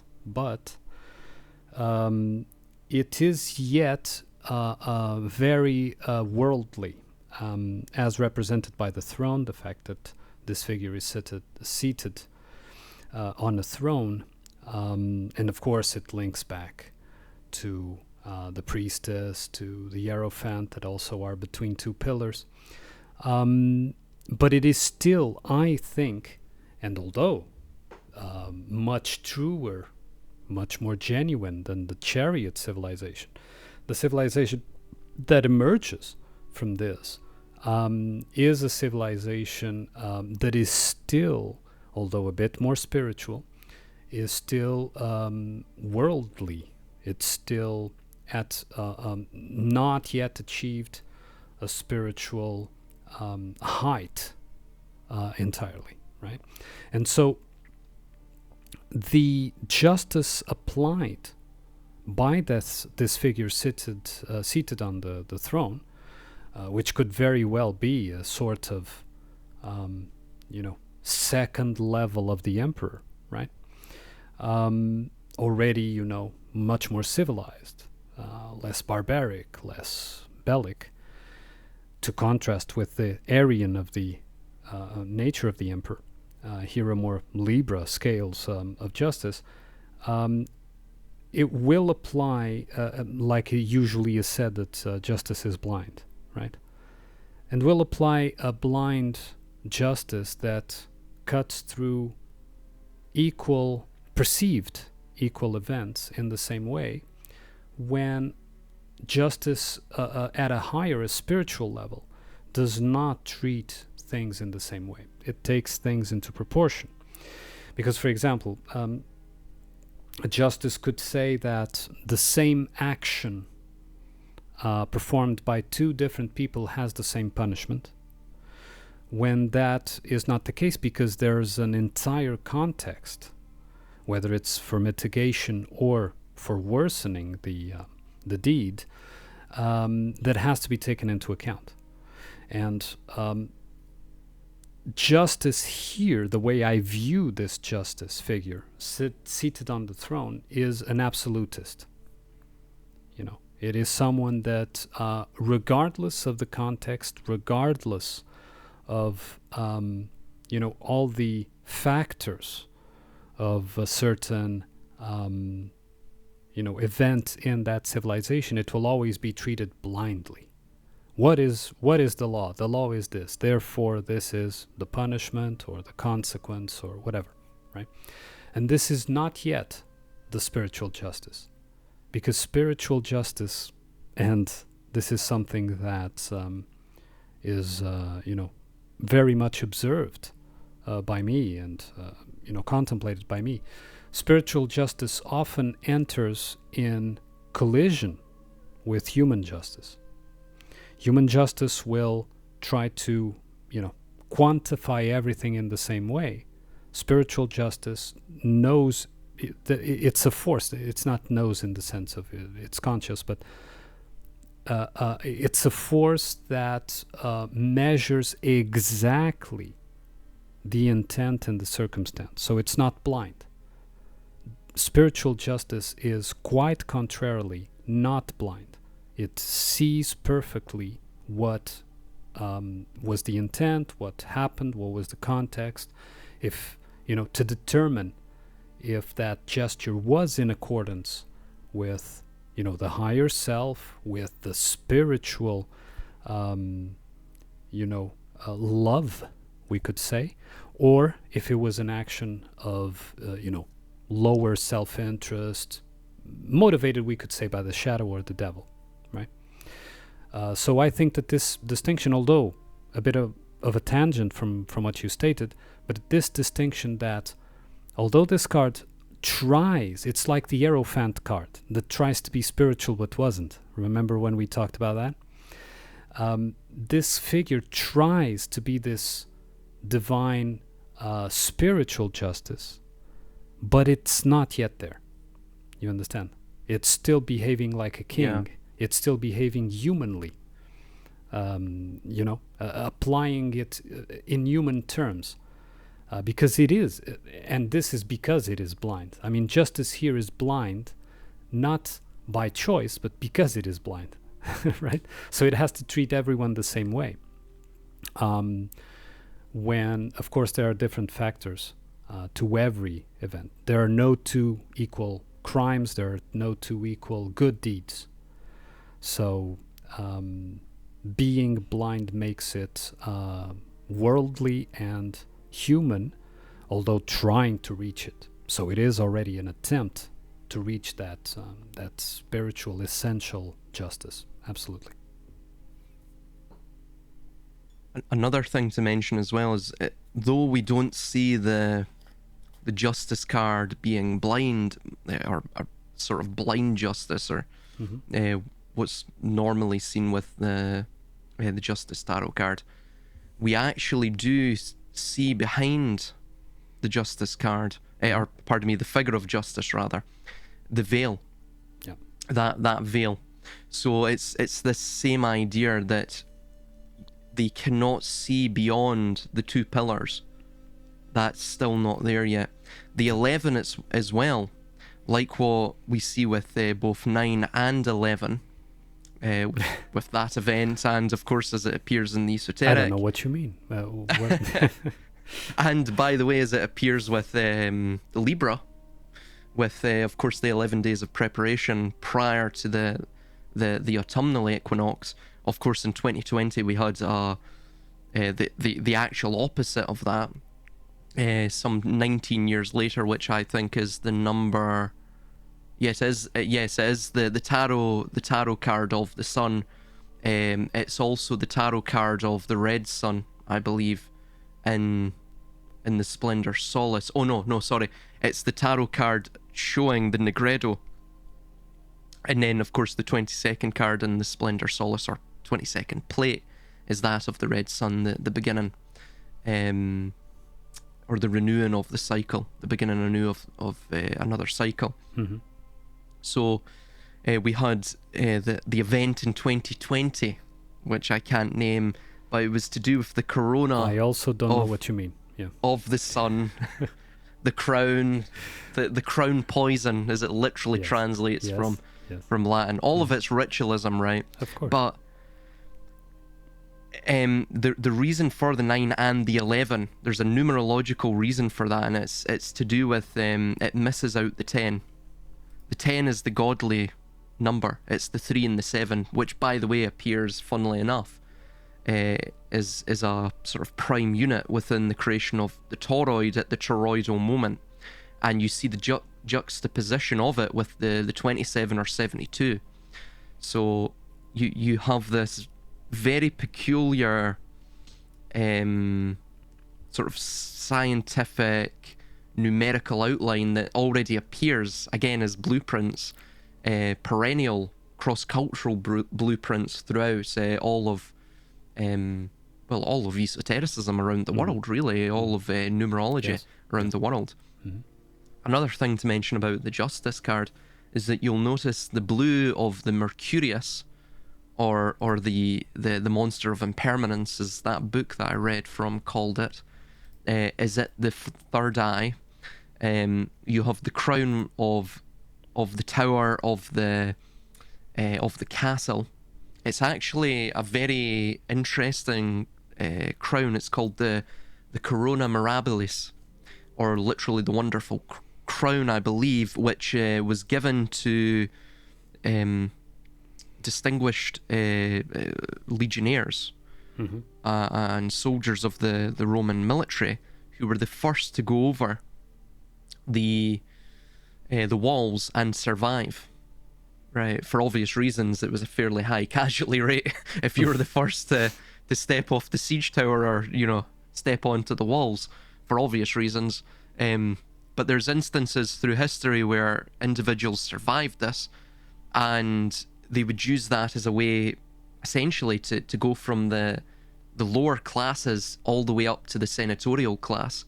There's one instance of that. You could use it to actually become eventually a tribune, a military tribune and then eventually a provincial tribune. Again, you became part of the government. You were given a vast sum of money as well. So again, it's that idea too, that justice and courts are to do with they're very closed loop systems. Like what you were saying, it's not very flexible to change, and furthermore as well, it's linked to the Midas touch. It's linked to money. Like the gold of the crown, but the blue is at the third eye, so it's this and then of course you see the like the talisman, the what would you call it? The sort of button, that which ties that garment together, the cloak together around the neck of that subject of justice, that figure of justice. The red is right at the heart. So you have the blue and the red, and then the middle is this very with the white background again. So exactly, yes, with the white background again, yes. Mm-hmm. So the blue and the red, and even the white as well, all crowns of Egypt. The blue, interestingly, was the crown of war, or the crown of transformation. Again, linking to that idea that we saw in the Wheel of Fortune of perhaps Mercurius. This idea of the Keter, the crown of transformation, and perhaps that's what it's symbolizing with justice. Justice, the sword points to the air, points to the heavens, and the scales point to the earth, right? So again, you have the vertical sword and the horizontal scales. Notice as well the white of the left, the protruding white shoe of the left foot. Right foot. And right foot. Yes, sorry. They're right, our left. Yes. So it's like what we saw with Mercurius. They're holding it in their left, but it's our right. Yeah. So to us it would produce order, but to them they're using chaos, right? So it's this idea of esoteric perspective. They're using they're using order or justice in this sense, but in fact all we see is them smiting us with the sword. They have to use severity to bring about that order in the real world. So you have that juxtaposition too. You'll notice as well underneath the red garment is actually that sort of yellowish green colour. So that is worn as an undergarment as well by this figure of justice. But as well, it still appears as though it's an Aryan. By Aryan man, I mean, like Ares, that sort of Martian aspect. But it's more tempered. It's human. It's still a mundane, like you said, focused on because the focus here will shift. In contrast, for example, with the Emperor card, which was Aryan. This one is Venusian, so representing Libra. And it's the shift goes from warfare and conquest to what is considered a civilized society, which of course becomes ruled by money, power, status, etc. And you were talking just before about how there is a certain meritocracy associated with this card, and that the crown was given to those who showed more merit in battle. Note that the meritocracy here is again a blind meritocracy, because it's only concerned with the merits that promote the civilization itself, not merits in a spiritual absolute sense. Right? So if someone in this society was to have merits that had no use for the civilization itself, it wouldn't be recognized. Right? And that is not just. Right? At a higher spiritual level, that is not just. You understand? So it is still a human construct. It is trying to be more elevated, and of course it is more elevated than the emperor. I mean, it's no longer sitting on the throne in the middle of a desert of sorts, right? Or, you know, naked mountains and this kind of thing. But it has still not transcended the human nature, the lower human nature. It is trying to, just like the Hierophant, I repeat, just like the Hierophant was trying to be a spiritual man, but it was just pretense. It was just facade. Only the hermit was the true spiritual man. Justice tries the same thing. Justice tries now to be a more elevated king. And it is a more elevated king, but it's still a human king. It hasn't, transcended. Well, So it creates... Yeah. No, finish your point, sorry, man. No, it was just saying, so it shifts. It's still a human king that shifts the focus, right? So the focus before was warfare. Now the focus is on, society building, if you like, which of course involves, markets, politics, that sort of thing. Of course, it's with this kind of civilization that emerges a position that we now know as lawyers, solicitors, right? Those that can interpret the blindness of the law, right? Because law has become blind to the spirit, and it's better to have a blind justice than to have no justice, which was what happened with the emperor, no doubt about that. But we need to still make that distinction that this justice is not yet a transcending spiritual justice. Sorry, go ahead with your point. Well, to mention as well, it was just to add symbolic weight to what you stated. It's still essentially masquerading. It's something that it is not, and you see that with the red of the lips, and it's a sort of scarlet red, right? Almost like a red lipstick, and you see that throughout every single card, pretty much, where you see these authority figures appear. And again, the red lipstick was used in Egyptian funerary rites to indicate the dead person. So again, what you're seeing here is a system, an authority that is dead. It's dead. It lacks, or it's spiritually dead, but it's trying to masquerade as being consciously evolved, as being something more than it in fact actually is. With the flounces of authority, with the vestments of flamboyance, a flamboyant, eccentric, pompous status and station. It's attempting to provide or convey to those who are not on that plinth, not on that throne, that it is in fact more than a man, right? That it's a deified aspect of order. Yeah. A pretense. Exactly, yes. A pretense. It was given, it was outsourced to him, and probably the lineage, this application of justice, which belongs to the essential self. It doesn't belong to an external representation, right?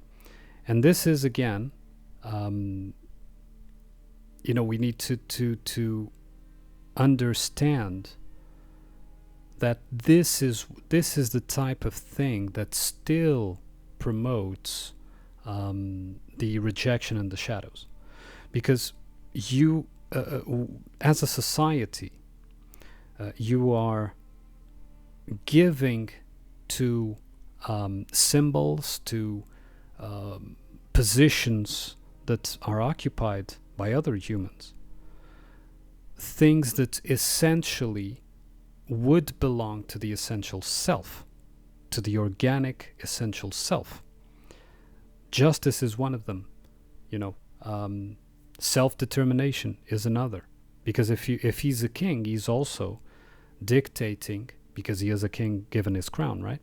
He is also dictating the course that the civilization will take, right?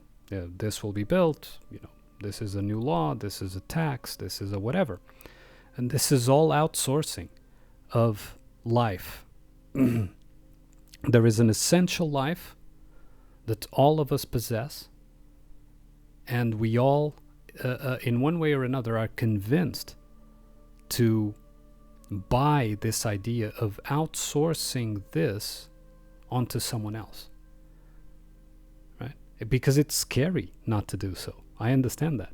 At a mental personality level, it is scary to think that, well, someone may, commit a crime against me, and I would have to stand alone or have friends to deal with it, or something like that. And so you outsource this to a figure or to a symbol that will apply that justice for us, supposedly. Often it fails, right? But this also weakens the self-determination of the essence, and it moves us away not only from that essential self that I mentioned, but by proxy it moves us away from the key element of the ego, and we start living in a mental personality level. So from this attempt of being more elevated, risks that eventually manifest as facts, but risks of actually becoming even weaker than the man of Aries. Because the man of Aries at least knew that, well, if I am stronger, if I am strong enough, that guy or that kingdom or whatever can't conquer me, right? When it comes to this level, everything becomes politics, right? And we see the effects of politics. Politics, which of course requires public relations, media, right? And so we enter into a level of mind control that wasn't as prevalent in the man of Aries. The man of Aries, the emperor, was very direct. I mean, you knew what he was about, right? You look at the card and you know what he's about. He wants your stuff, so be strong enough to resist, right? Simple. I am not saying that this is better or worse, right? I'm describing. This here is represents a different kind of danger in human terms, in societal terms, because it's no longer, in fact, it is seen as even worse or evil to the society if you are stronger, right? Because if you are stronger, you are no longer in line with this justice. This is where the beginning of things called as the greater good or communitarianism or collectivism stem from. It's from this idea of pretending to be just but being blind. So I just wanted to make that point. I know it was a bit of a tangent, but you know how I am. So another thing to mention as well is that what we see in terms of the heart and this, the white and the red, like what you were mentioning, you see that the heart is the cord. Of course, the cord is, as we see it in English now, the cord is associated with the threads of fate, those ideas. But interestingly, the cord from the earlier Proto-Indo-European cardia, where we have these terms, these medical jargon terms of tachycardia and all of this, again relating to the heart, you find as well, funnily enough, that this idea of the Torah, again, like what we were mentioning, again, the law, is also related to the heart, and it's related to I believe the if I recall correctly, yes, that's it. So the Aramaic word Torah refers to the reddish, what's called the reddish hartebeest, which is a Dutch word. It's basically the African antelope, or what's also known as the Alcelaphus Torah. And again, the hartebeest, it's a compound of two Dutch words. Beast, obviously, the same as English, beast, and harte, which means it means reddish. It can mean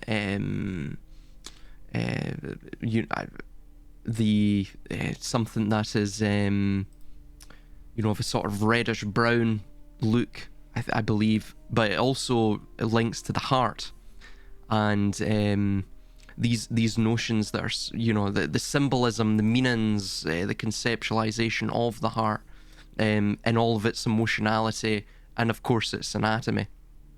So I find that quite interesting as well, which you see upon the Justice card too, with that red and white, because it is of course the counterpoint of the Wheel of Fortune. The Wheel of Fortune is far more volatile as opposed to the counterpoint of Justice, which is far more stable.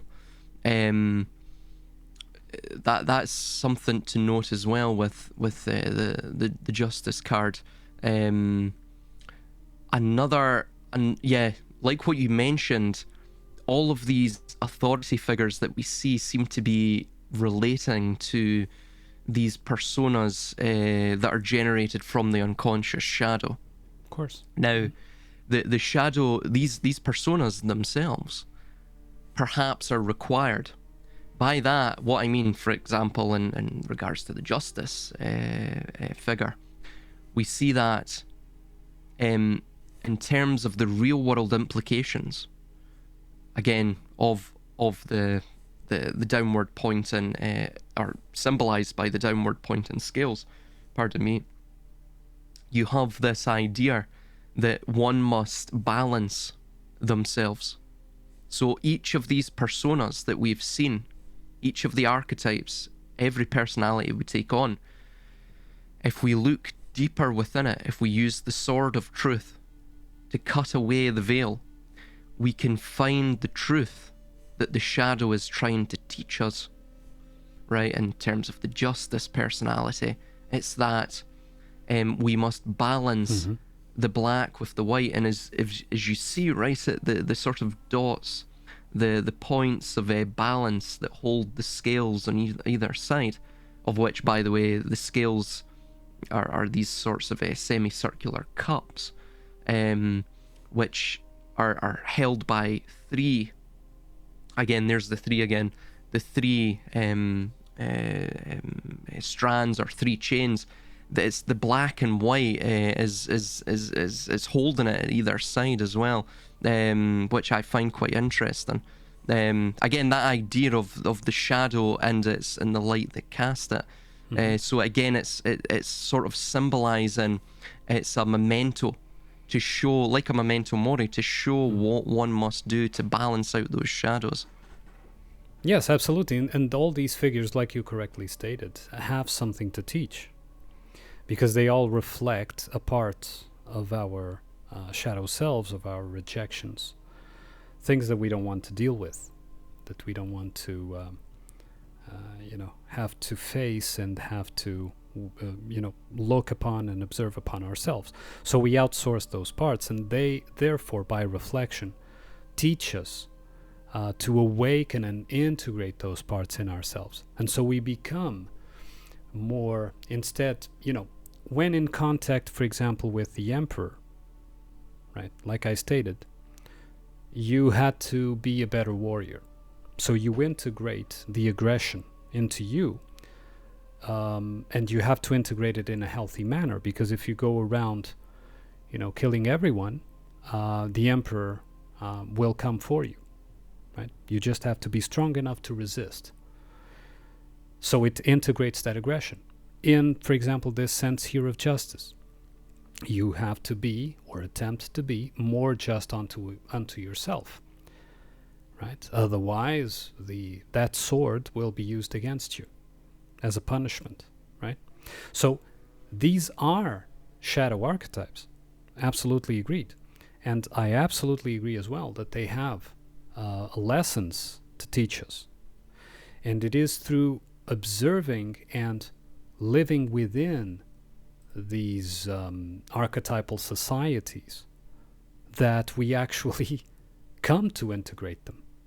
You know, even when we reject the society itself, when we look at society and say, wow, this society, it claims to be so just and it's so unjust. This society claims to be so strong and it's so weak. When we go through that phase, we actually integrate strength and we integrate justice onto ourselves that before was being outsourced and rejected. Why? Because we stopped trusting. We see the shadows for what they are, right? We look at them and we see, well, you're just a mask. You're just a facade. So I need to bring from my essential core, I need to bring these attributes onto myself. And they come from the spirit, from, this essential being that we are. And they come and manifest. And they integrate. And therefore the shadow stops having power over us. Internally, of course, at an external level, there's always, we are gregarious animals and we need to interact with others, so there will be an effect. But inside of us, we are freer than before by contact with these archetypes. So absolutely agreed with your statement there. Another thing to mention, and this sort of ties in with Plato's allegory of the cave, and there's another, I believe he was a German philosopher, Karl Kraus, but Plato mentioned very famously, I forget which book it was now, but he stated that those who are able to see beyond the shadows and lies of their culture will never be understood, let alone believed by the masses. And then Karl Kraus obviously echoed this when he stated that, and this ties in with the meek shall inherit the earth. When the sun of culture is low, even dwarfs cast long shadows. So it's this notion that even through all of, again, we can see this in the grander macrocosmic scale in terms of world ages. Each world age has its own archetype or personality in which it conveys, it projects, it plays out. It will produce its own shadows within that. Again, that's what produces the yin-yang, the toroid, right? Mm-hmm. The maintaining of the wheel, the motion of the wheel. But within the shadow, again, like the toroid and the momentum of it, the shadow itself will have that point of light, that point of truth within it. Mm-hmm.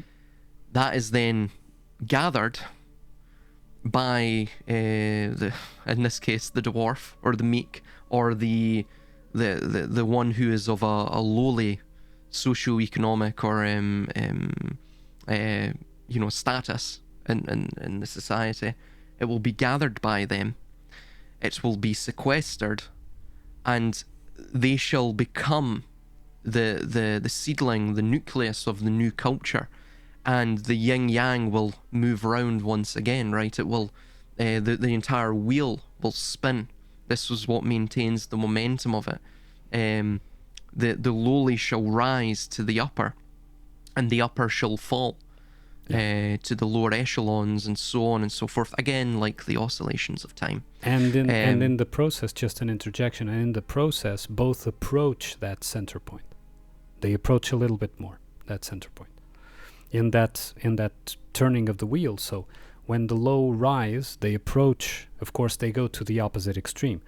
But in an essential self, when they come down, they will not come down to the same low that they were before. You understand? And the same happens with the other one. So there's an approximation. It's like the wheel closes in on its center, or because I don't see it as a wheel but as a spiral, which approaches more the toroid that you're talking about. So the spiral converges towards the center as it turns, right? Just that interjection. Go on. Another thing to mention as well regarding, and that this ties in with the 8 rays of the Wheel of Fortune. Sorry, I'm jumping between all of these, but They're counterpoints, so I guess they're all interconnected. You have the Union Jack, which, funnily enough, we had the goddess Britannia, who essentially was a repurposing of the goddess Victoria. So you have the Torah right at the end there, and the Veek, or the week in classical Latin pronunciation, it's linked to conquest, this idea of conquest. So it's this notion, you could see it in its deeper Kabbalistic idea of week Toria, which is literally to conquer the Torah, to conquer the instruction and to put it into place. I mean, even this idea of Britannia, that's a Hebrew word, Brit, which is covenant. So this idea of the covenant is the law. It is the sort of strict regulation of matter in this sense. The strict regulation and amelioration through what the Kabbalists would know as the tikkun of the world. And of course, America's merely a continuation of this. And in terms of how it's described in modern Hebrew, America isn't known as the USA, the United States of America, or anything like that. It's known as Eretz Habrita, the same Brit. There's the Brit again, right? Which is the land of the covenant. Yeah. So it's the same idea. It just constantly rehashed. Again, what we're talking about here is greater than one small group. Of course. It's something of a metaphysical, cosmic nature. Again, powers and principalities. I mean, there's no other way to describe it. And one other thing to mention, when I was talking about the Hartebeest, heart, where we get our Germanic term for the heart from, we also can link it to the Herz, which is interestingly, coincidentally, I believe Mr. Hertz, who was a scientist, I forget his first name, he gave his name once he discovered that measurement to the measurement of frequency, right? We measure the refresh rate in hertz. Of course, I don't think that was a coincidence itself. Even the circle, which itself is a projected oscillation. Sine wave, pardon. Again, that's all measured in hertz. Another thing to mention is the hertz, or the herte, or the heart, is the name for the deer. So both of them have the same root. The deer appears absolutely everywhere. Of course, most recently in Leave the World Behind. It appears in the Splendor Solace too. Pretty much, I think, out of about maybe, I would say 2/3 of the cards, you're going to find the deer somewhere in it. Again, linking to the heart. It's also a symbol of the soul. I actually have to make a correction. It wasn't the Corona Mirabilis. It was the Corona Muralis, which means the walled crown. This links as well to Cybele, or Kyber, which was when she was transported to Rome, was known as the Magna Mater, the Great Mother. The Romans knew her as Fortuna, hence the wheels of fortune, right? And its counterpoint with justice. Again, she would wear the walled crown, or the Corona Muralis, and again, it was a symbol of fortune. It was a symbol of limitation. It was a symbol of gestation, and again, all of those feminine principles that are quite Saturnian as well. Yes, it is the rigidity of Saturn, because you're wearing, basically, we could say, a turret, a castle on your mind, right? You're wearing a castle, a crown that looks like a castle on your head, so it walls in and becomes stagnant. And of course, by being stagnant, it will fall. It will inevitably fall. And of course, not in this episode, but when we go into the Hanged Man, which is the next card, we will see a very different stage of, that follows this attempt at, being, let's say, of trying to resemble a spiritual justice, right? And it requires, again, a very different type of hermitage from the one we saw before. It is a self-sacrifice of sorts that is required to be able to overcome the falsehood of this blindness and mask that was outsourced to perform these works. But we'll get there in the next episode, so no need to jump ahead of time, right?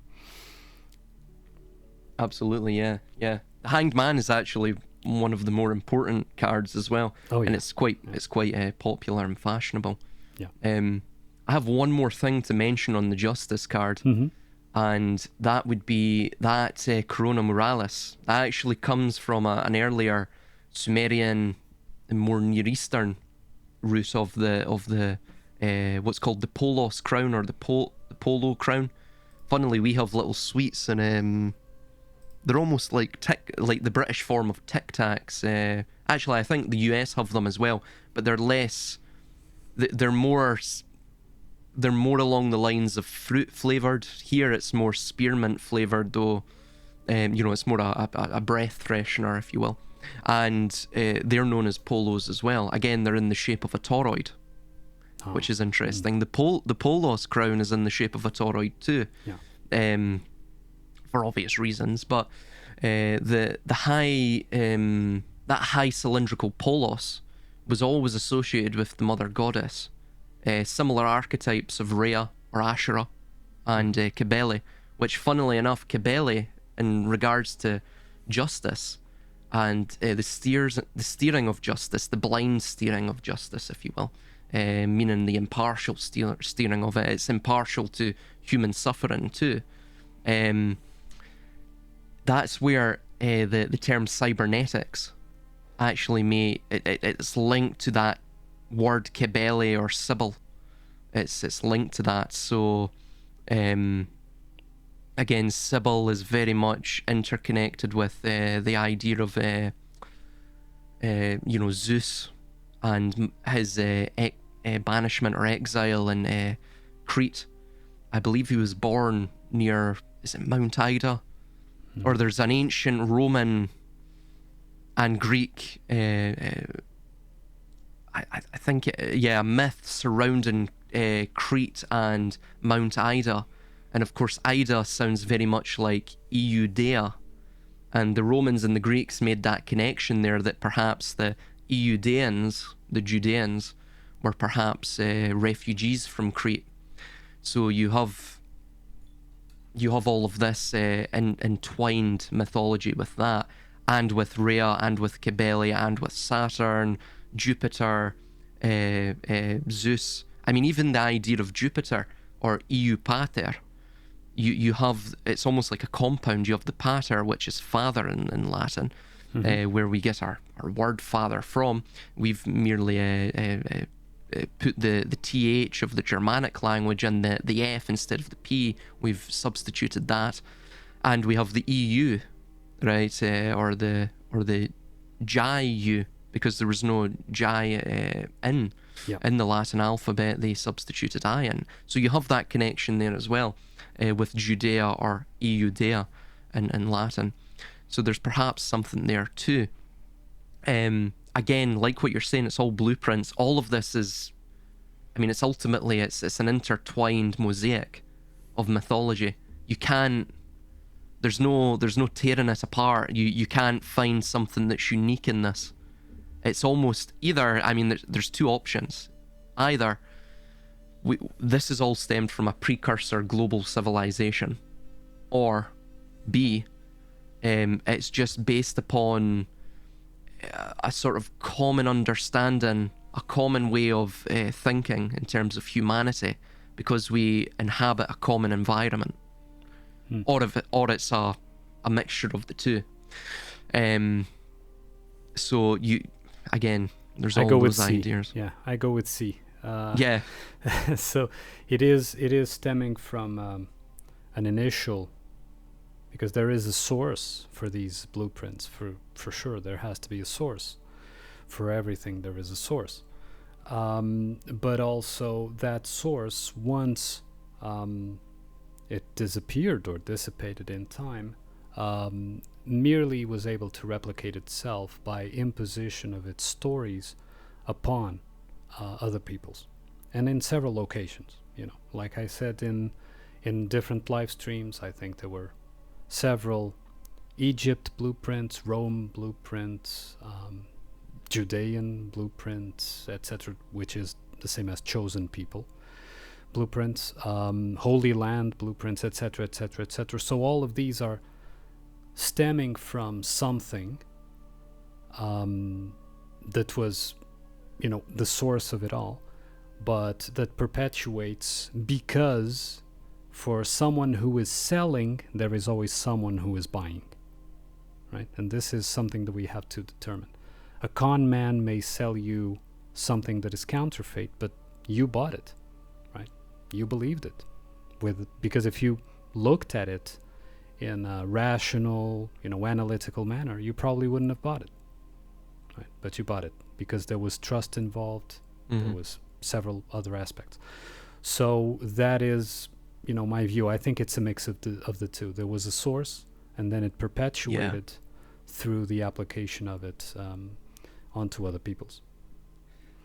Another thing to mention very, very quickly, and it's just come to my mind, talking about the Corona Moralis, is that you had one that was associated with naval warfare. It was the Naval Crown, those to first board an enemy flagship, and it was given away quite prodigiously in the war with Carthage, the first and second Punic War, where most of the naval combat took place with Rome's rise, and it was known as the Corona Rostrata.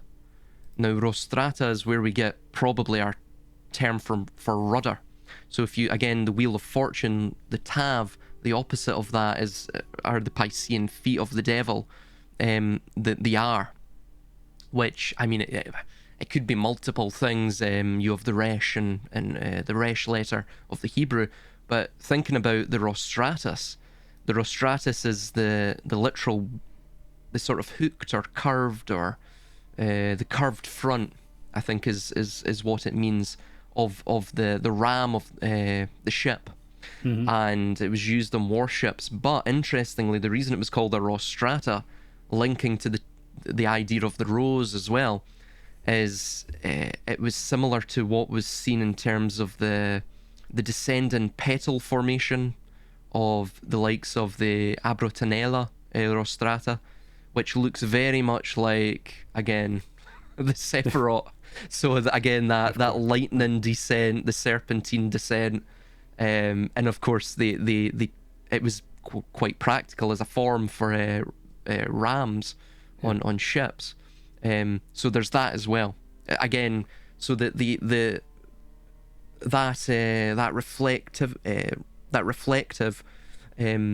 oscillations of the waves linked to the Rostrata could be linking to, again, the descent, the wave-like pattern of descent, or the lightning-like pattern of descent down the Sephiroth. Again, like what we've mentioned regarding the toroidal moment. Yeah, absolutely. It's all these symbols repeat themselves due to these blueprints. That becomes obvious to me. So there's no evading. You can't go, even if you go to, what is considered the remotest tribe, and you look into their symbology and their mythology and so on, you will find some remnant of it. Because at one point in their story, they were given a story. And all these have the myths of the gods coming and giving culture, right? Which is basically what is to give culture, is to attribute a blueprint, is to give them a story to live by, right? This is your story. This is your story, and becomes his story, right? So, absolutely agreed. And we are at the point where, in this journey of the tarot, where the blind justice, although more elevated, has its own dangers, but this is also very current, and we must bring sight to that justice. It can't continue to be blind, and that is only done by, I again reiterate, reawakening the ego, which establishes connection to the essential self, and the essential self can see everything, can discern, can use that true sword instead of a fake mask of a sword to cut the veil of falsehood. And this is what we should endeavor to do, I would say, as a final message from my side. I don't know if you have some final words on these two cards, the Wheel of Fortune and Justice, before we wrap it up. Well, they're extremely important, and I don't think they get enough credit in terms of their importance. And I also see why they switched around the Strength and the Justice cards. I actually personally think it works perhaps better. Of course, there's astronomical and astrological reasons for that. That the Golden Dawn primarily did that for, but I think it works better. The Wheel of Fortune and the Justice Tarot card, I think, are better counterpoints than, say, the Strength and the Wheel of Fortune. But I mean, it's ultimately apples and oranges, because they ultimately have the same sort of symbolic flavor. It's just that they're conveyed in different symbolic patterns. So yeah. Very well, man. It was, again, Silas, a great pleasure. This was episode 5 of Fool's Journey, the descent into the tarot. Today we looked at the Wheel of Fortune and Justice cards. On episode 6, that we'll release in the future, we'll start, at least we'll see where it goes, but we'll start at least with the Hanged Man, which is the next one. So thank you all for listening, and I hope to see you here listening to the next episode. Thank you.